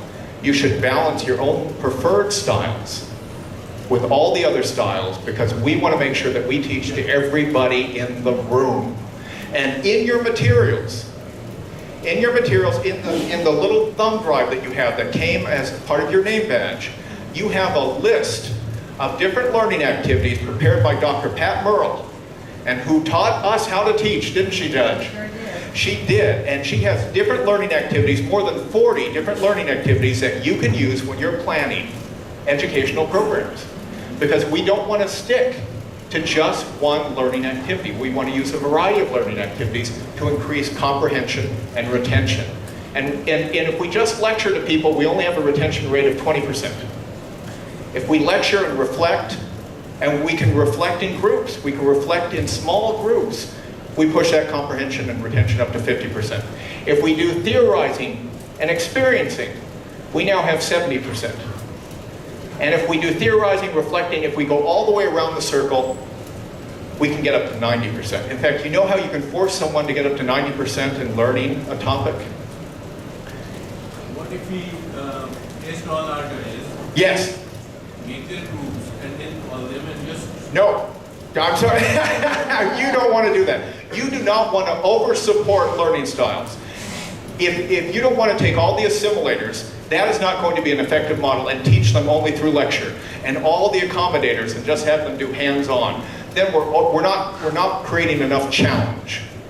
And again, all of you, this is only a preference, all of you need to learn all the way around the circle. We don't want to be stuck, and that's not how the human brain works. We want to make sure we use all the senses and channels into the human brain. Now, so here's some potential problems. We might teach to our own preference. And we have tension between types. So William is an accommodator. He wants to do it now. I'm a planner. I say we can't do it now. He says, why not? We get in a big argument. He hits me. But we have tension between types. So we want to make sure that we're aware of that. Because I also think you want a whole bunch of assimilators. You want a team of nothing but assimilators who are just doing all the planning. Would you want a whole team of planners? And why not? Nothing gets done. That's exactly correct. Nothing gets done. If you want a whole team of William Brunsons, you want a whole team of accommodators. If you had a building that was constructed by a whole team of accommodators, what's going to happen to that building? It's going to fall down. It's going to fall down. We need to make sure that we have teams that are complete. We need to make sure that we recognize and respect the different learning preferences of all of our team members. We don't want to over-support learner strengths. So Judge, we don't want to put all the assimilators in one room. We don't want to over-challenge. So here's key point number one. Every one of us gets more out of teaching that includes a variety of different methods. Just like they're doing in Denmark. In fact, Louisa, what learning style do you happen to be? Oh, very good. Has no problem. I won't reveal, but I'll tell you, she doesn't have any problem making a decision. So the brain looks for patterns. As adults, one thing that we do that is different from children is we apply new information to the patterns that we've already developed. That doesn't mean we can't develop new patterns, but we always, when we receive a new information, we always say, does that conform to what I already know? I don't think that's true. I just read a book yesterday that said that wasn't true. So we reflect on it. And we store information, we retrieve it through patterns. And culture influences that a lot, context influences that a lot, but the brain doesn't change. We do know that there are generational differences in learners, but they're not genetic. We know that millennials, younger people, tend to have shorter attention spans, according to current research, than they did 40 years ago. Why do you think that is? Smartphone. Yes, sir, you are absolutely correct. It's because of technology, absolutely. In fact, we have studies about jurors, young jurors, and in the courtroom at the National Judicial College, we have monitors in the jury room and at the jury bench. And young people will look at a blue screen of nothing, waiting for something to appear, in a way that my dad certainly would not do that. So, and that's just a generational difference, but it's technology driven. So adults with learners, you may have a preferred style of learning, but we also have the ability to adjust to any style of learning. William, how am I doing on time? Okay, very good, excellent. And we heard this from Daphne. We know that we're all resources for each other, aren't we? We really are, and Dr. Kolb's work absolutely verifies that. And as judicial educators, we tend to be action-oriented, application-oriented, and we process our present based on our past experiences. So we want to create new experiences in the classroom. For those who were in session 6 yesterday, how many of you remember building the duck? Absolutely. And that was in fact, Louisa went all the way around the circle with that exercise. Not only did you do something, but she asked you, reflected on it, she asked you how you felt about it, and then you engaged in a discussion with your colleagues about putting together that duck. That was just a perfect learning activity that demonstrates Dr. Kolb's circle. But we need time to reflect and connect. When you're teaching, and I ask a lot of questions, and you're great at answering those questions, but I need to make sure that you have time to reflect on it. We push adult learners into cognitive overload. We often give out too much information in too small of a period of time. And lecture, particularly when we read to people, when we're reading to people, we can push them. Because we want to read at our own speed. Another thing about reading, when you read a presentation, we actually read faster than we listen. So if you're reading word for word, you could actually just pass it down. So here's something we're going to just do for 2 minutes. William, do we have time to do this exercise? We do. And so I'd like you to find a partner with a different learning style than yours. And for a few minutes, I want you to compare your own learning styles. And we're going to do that for a couple minutes. So find someone with a different learning style than your own. Compare and contrast, and then I'll ask a few of you to share what you learned from that experience with the group.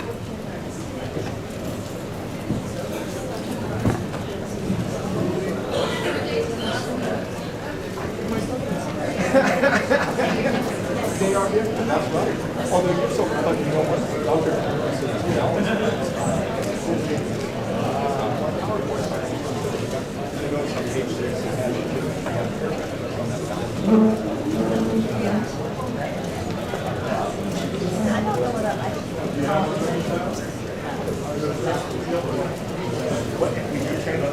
We are not locked in.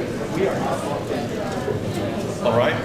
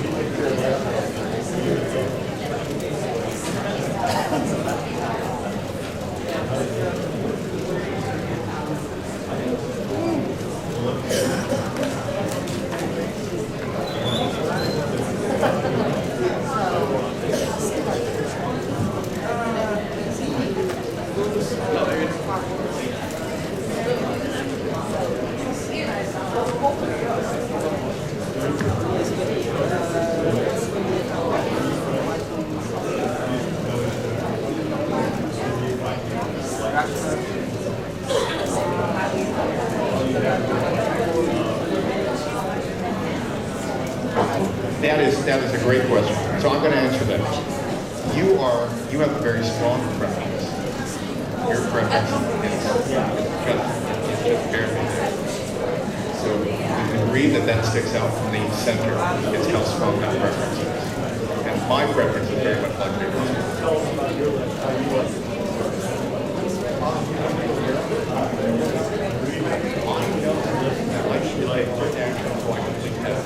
If you give me something new and it's open-ended, it's not going to happen. So also my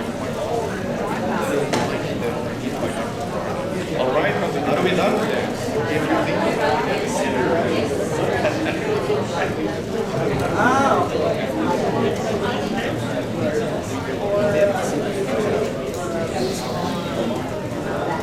Yes, already got her. Yes, then. Director Sawyer. Is it time for... Oh, we've got 2 minutes, then William's going to go. 2 minutes? Or are we done?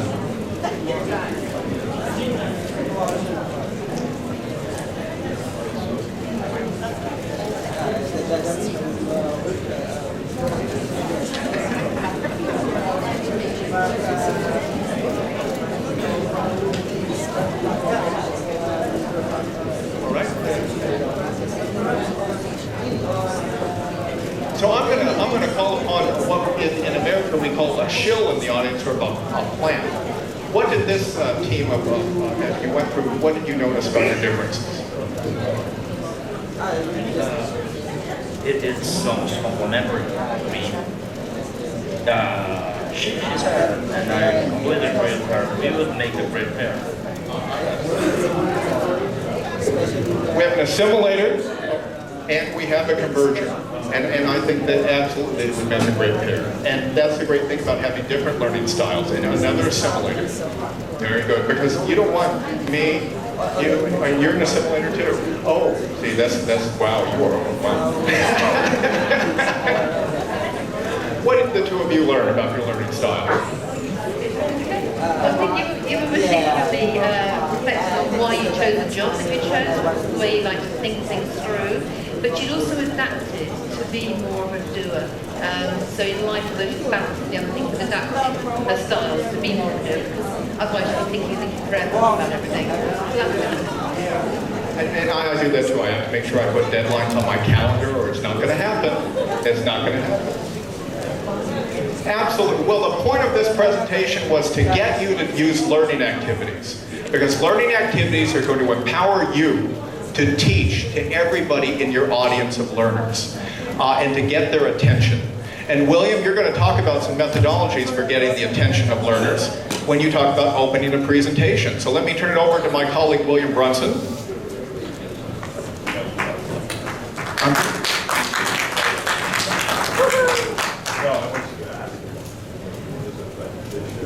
William wants me to ask you if everyone has his handouts, including the pink stapled form that says "Do not open."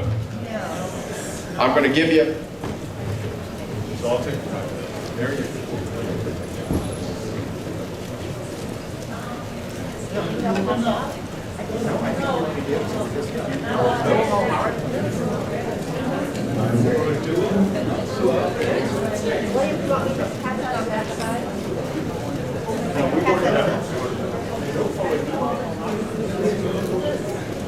Okay, I know that many of you have been staring at this pink sheet that said, "Do not open until told to do so."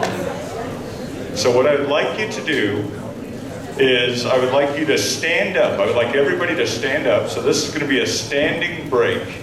We're just going to stand up. Maybe shake it out a little bit. All right.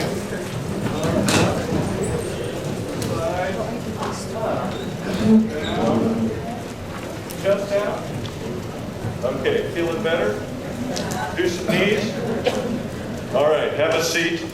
Okay, now, I am telling you now to open that document. It says, "Do not open until told to do so." Open her up. Just rip her open. I'm going to read this to you. This is not a happy little statement. Assume you are all judges in a media relations course. The facts are these. You receive a phone call at 2 in the morning. It is Sheriff John Strickland. He informs you that Steve Foster just killed his wife and is in custody. Your heart drops because earlier that day you had released Mr. Foster on his own recognizance because it was his first domestic violence offense. You are obviously incredulous and your mind is racing. The sheriff says that the media will be waiting at the courthouse steps when you get there in the morning.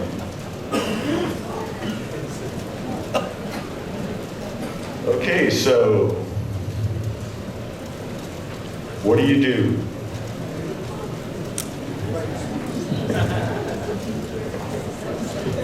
Go back to sleep. Okay, now you still have to get up.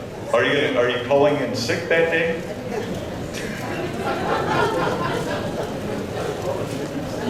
Okay, so what do you do, Judge? I will go before the media and say that the previous offense was very domestic violence. It was not a big one. I was just expecting from man that he can do this and do that.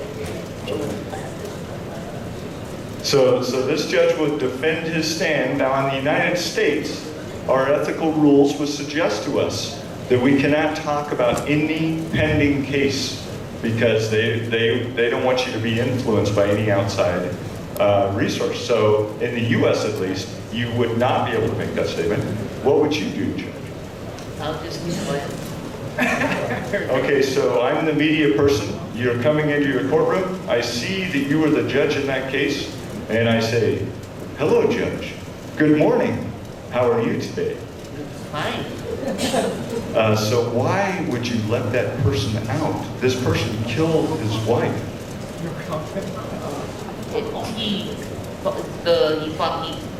qualified for the release. Okay, so she fell for my trick. She started speaking about the case. So you can't do that. And William, we have another answer over Oh, here. okay. Judge, Hold on. what would your comment? No comment. So no comment. Now, how does the public learn about the justice system if you say no comment? Why no comment, Judge? There's someone whose responsibility would be to issue public statements on behalf of the courts. It wouldn't be the judge's responsibility. Excellent. So she says there will be someone else who would be responsible for making that statement. So we would call that in the United States a public information officer. Someone other than the judge can speak about the case, and they would comment and say, the judge cannot make a statement to you because this is a pending case. The ethical rules would prohibit that. However, in this particular case, the reason the judge decided this was X, Y, and Z.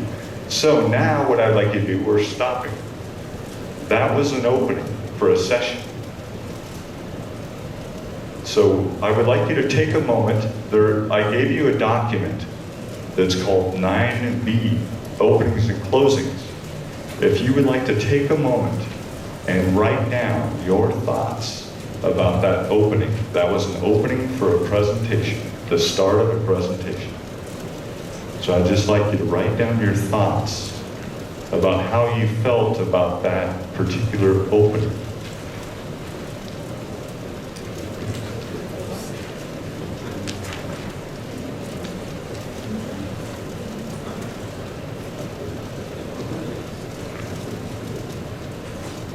Only on your opening, not on the one by Kolb.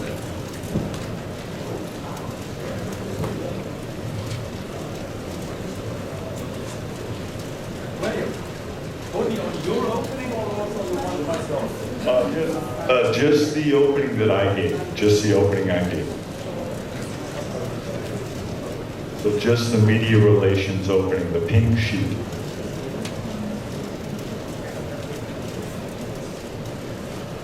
Mr. Sawyer? Yes, sir. Do you have an extra couple of documents? I gave all mine away. I do. They're right over here.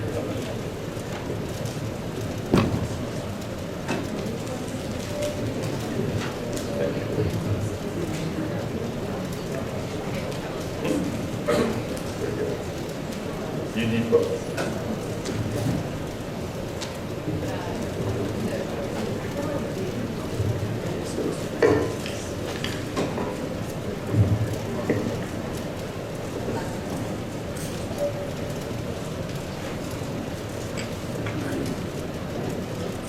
Is there someone who would like to share what they wrote down? There will be no money involved for your participation. However, you will receive the admiration of all of your colleagues.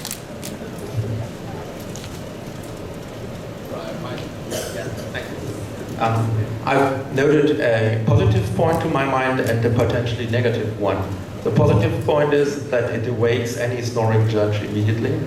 because you go interactivity and stretching and so on immediately. And because of this gruesome case, it also risks, to my mind, to inadvertently expose the judge to a bad feeling, a bad situation. You hand him the mic, you ask him for a reaction, he gives a bad reaction, all by neglecting his professional obligations, and so he might feel a bit exposed in the peer group. So that is a risk by that opening. Thank you so much. Anybody else would like to share their comments? Yes? Actually, my comment is that is very positive. It's like a murder mystery. So it generates interest immediately. It also outlines the problem that you are going to solve by the end of the presentation. Because the participants will then be interested in trying to know the plot and the answer. Anybody else would like to share their review of that opening? Oh, yes. I just wanted to add one comment. You missed the training opportunity. I would have tested who opened this in advance. Made them raise it up. I guarantee at least 5 people did. Okay, and yes, that would be the accommodator. Okay, so was there anybody who opened it in advance? Actually, in all of the times I've done this, I've only had one person do it. And what gender do you think this person was? It was definitely a female. And she saw it, she looked at the words, and she said, oh, interesting. And wrote it up.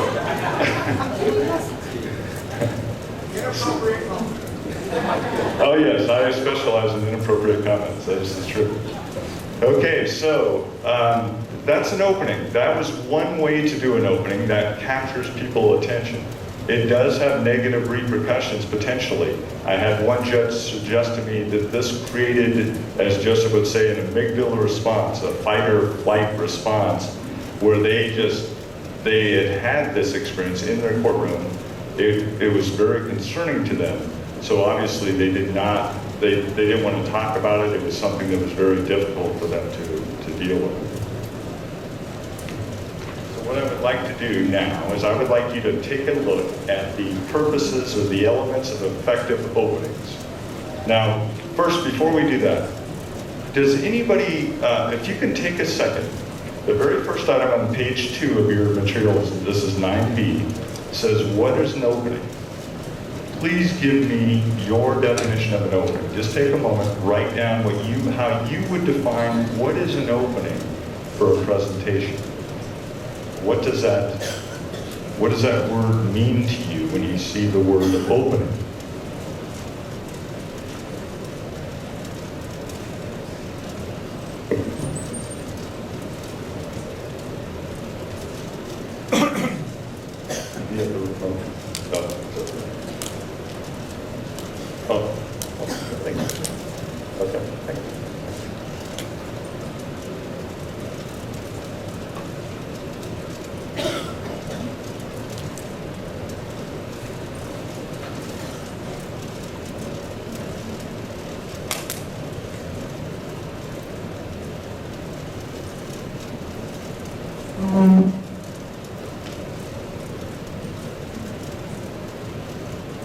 Would you like to share what you wrote? I think in opening, one must mention that something is valuable for the participant in the session. Thank you very much. Who else would like to give me their definition? You've got to be careful about raising an arm. Well, I would say that should constitute the ability to immediately catch the audience attention. Excellent, that's perfect. So catching that audience's attention, you want to do that very quickly. Now, how fast do people make decisions about whether they're going to listen or participate in a presentation? How fast do they make that decision? 60 seconds. Mr. Peabody, what would you say? Yep, he says 1 to 2 minutes. We have 60 seconds. So that's exactly right. They're going to make that decision very quickly. They're going to decide, am I going to listen to this or am I going to start daydreaming? Now, you are looking at me. If you could take a trip anywhere in the world, where would you go? To my home. Okay, you want... so he wants to be with his grandchildren. So the fact that he's looking at me may indicate that he's paying attention, but it also, he may be right now with his grandchildren back home. We just don't know. How do I know as a presenter whether he's here with me or at home with his grandchildren? How do I know? By asking him a question. Exactly, by asking him a question. Thank you so much. So that's the only way I can find out.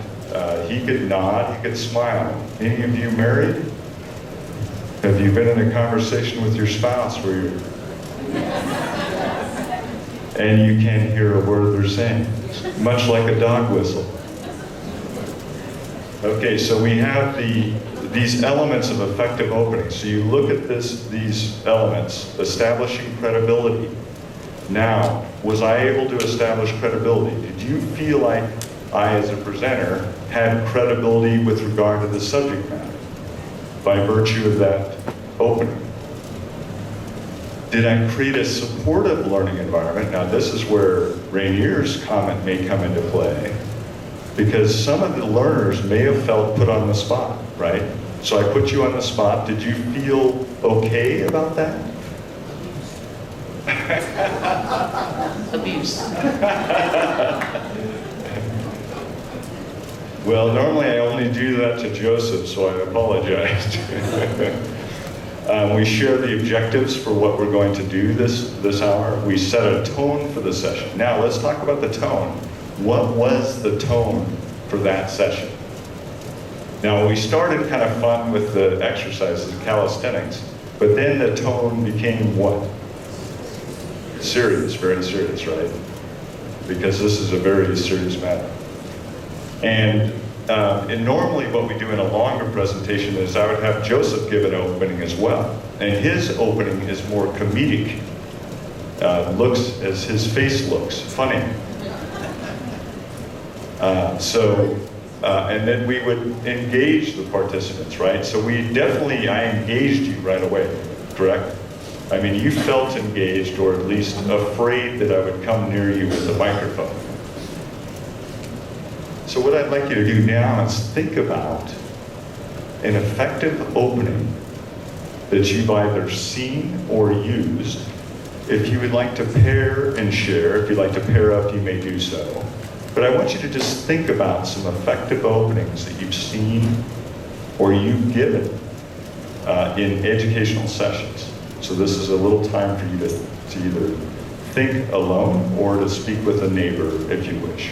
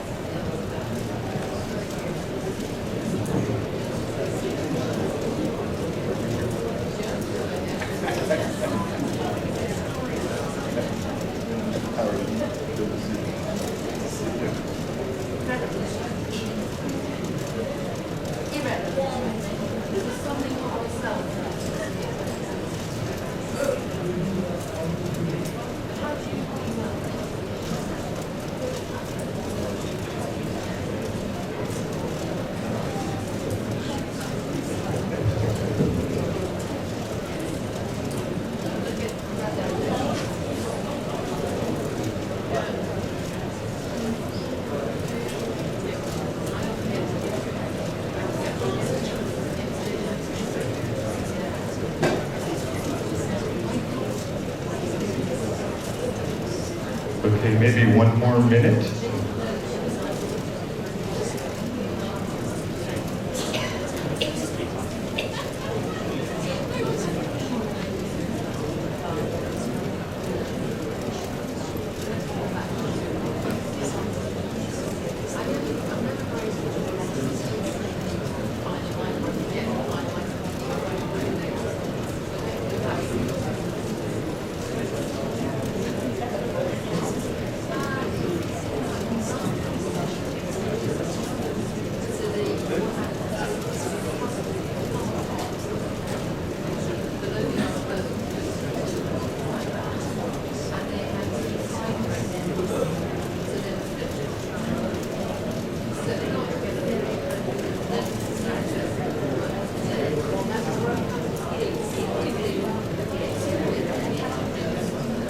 So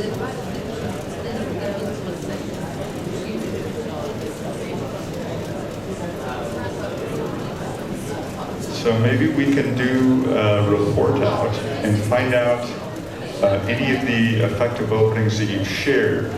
Now, you can either volunteer yourself to tell the rest of your colleagues about an effective opening you've seen or heard, or if your colleague shared one with you that you thought was particularly good, you could raise your hand and make us talk to that other individual.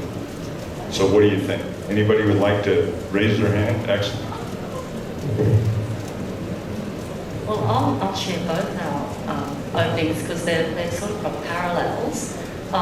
My colleague's opening here was in a leadership course where she told the participants about the story, a story from history more or less, about leadership in a slightly odd situation, and then she linked it back to the present. And I was chairing a session about judicial ethics, and so as an intro to the idea of what would make a good judge, I told an anecdote from my personal experience as an advocate appearing before a very bad judge. And of course it aroused a lot of interest wanting to know who this terribly bad person was. Thank you so much, that's wonderful. And so think about those two openings. You had one that connected back, so an historical event that then connected with another event. And so you have all of the learners thinking about that historical event connecting with this more present event. Then you have the more emotional response. So you have a very different type of opening. One is more emotional. They want to know the gossip. Who is this judge? And how could this terrible thing happen? And yours is more maybe abstract, more theoretical about connecting two things. So that's wonderful. Okay, who else would like to share an opening that they think would be? Yes? Oh, thank you. So at a compulsory diversity awareness course, which is one of the worst sort of courses to give. Yeah. Everyone's there because they have to be, because they want to be.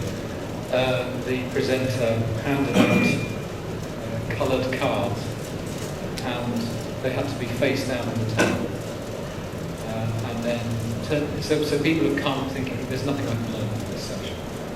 They turn them over and there's a sentence, and they just ask to count the number of times the letter T appears in the sentence. And there's no consensus. Loads of people get it wrong. And it completely breaks down the resistance to the thought that there's nothing they can learn from this session. It had nothing to do with this session at all. And I used it myself on a number of occasions, and it's really effective. I borrowed it with permission from the speaker. That's wonderful. Thank you so much. Yes. Once I was presenting with the monitoring and collection of the data, I gave them a video about the importance of that data, and then I started with that. You have some glitches about the important data. That's one. The other thing, I use a statement. Just for example, I can say that William Jefferson is one of the best judicial educators. They are all just thinking. Then I asked that, do you require data to decide this? That's where I started the resolution. So this is well, one of the things I want to recommend to you is to all of you now to think about your openings before you give that presentation. It's probably one of the last things you're going to plan in your lesson planning. But just to plan that out, to think about what am I going to start with and how am I going to start. If the program planner suggests to you, I would like you to make a few logistics announcements, I would politely decline. I would say, you know, I don't want that to be my first impression with the audience. I would much rather be talking about my materials. So I don't want to be rude to you, but I think it would be better if someone else spoke about those logistics announcements. So when I'm speaking, it's about my topic. We are going to transition now to closings. Now, closings are just as important as that opening. They provide a sense of closure to that session. I'd like you to turn the page again. And you can read for yourself the elements of effective closings on page 3. So I'd like you to take a moment to read those.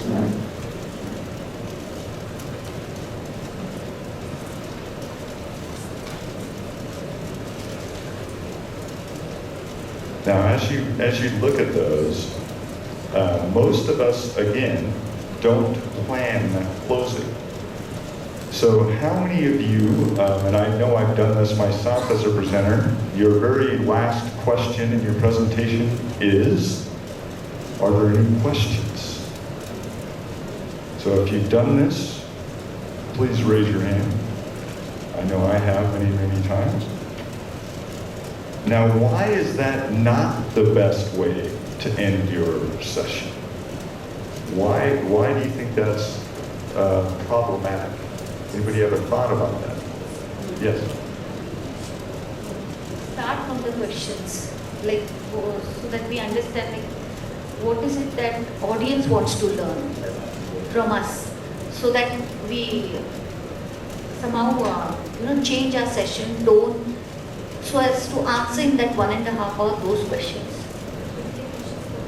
So she's saying take questions first, which is a needs assessment, essentially, correct? Professor Oberoi is talking about let's do a needs assessment so we know what our learners want.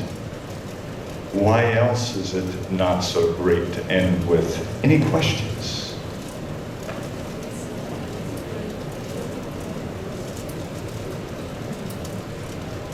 The whole session can just fizzle out. Absolutely.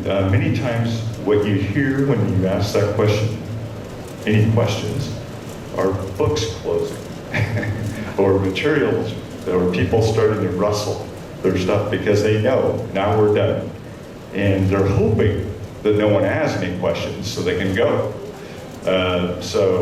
But you are giving away control of your presentation at the very end of it. And this is not a time to give away control of your presentation. This is a time for you to decide or to close that session. So you started with some kind of activity, you're going to end with an activity. So I'm doing the session on openings and closings. So I think it would be appropriate for me to have a closing. So what I would like you to do is I would like you to take a moment, and this will be work on your own. And there is a document on page 4, and it's thoughts for implementation. And I want you to think about some of your own presentations, and I would like you to jot down some ideas for an opening and some ideas for a closing, and what you're going to do differently with that opening and with that closing. And once you're completed with that document, you are free to go.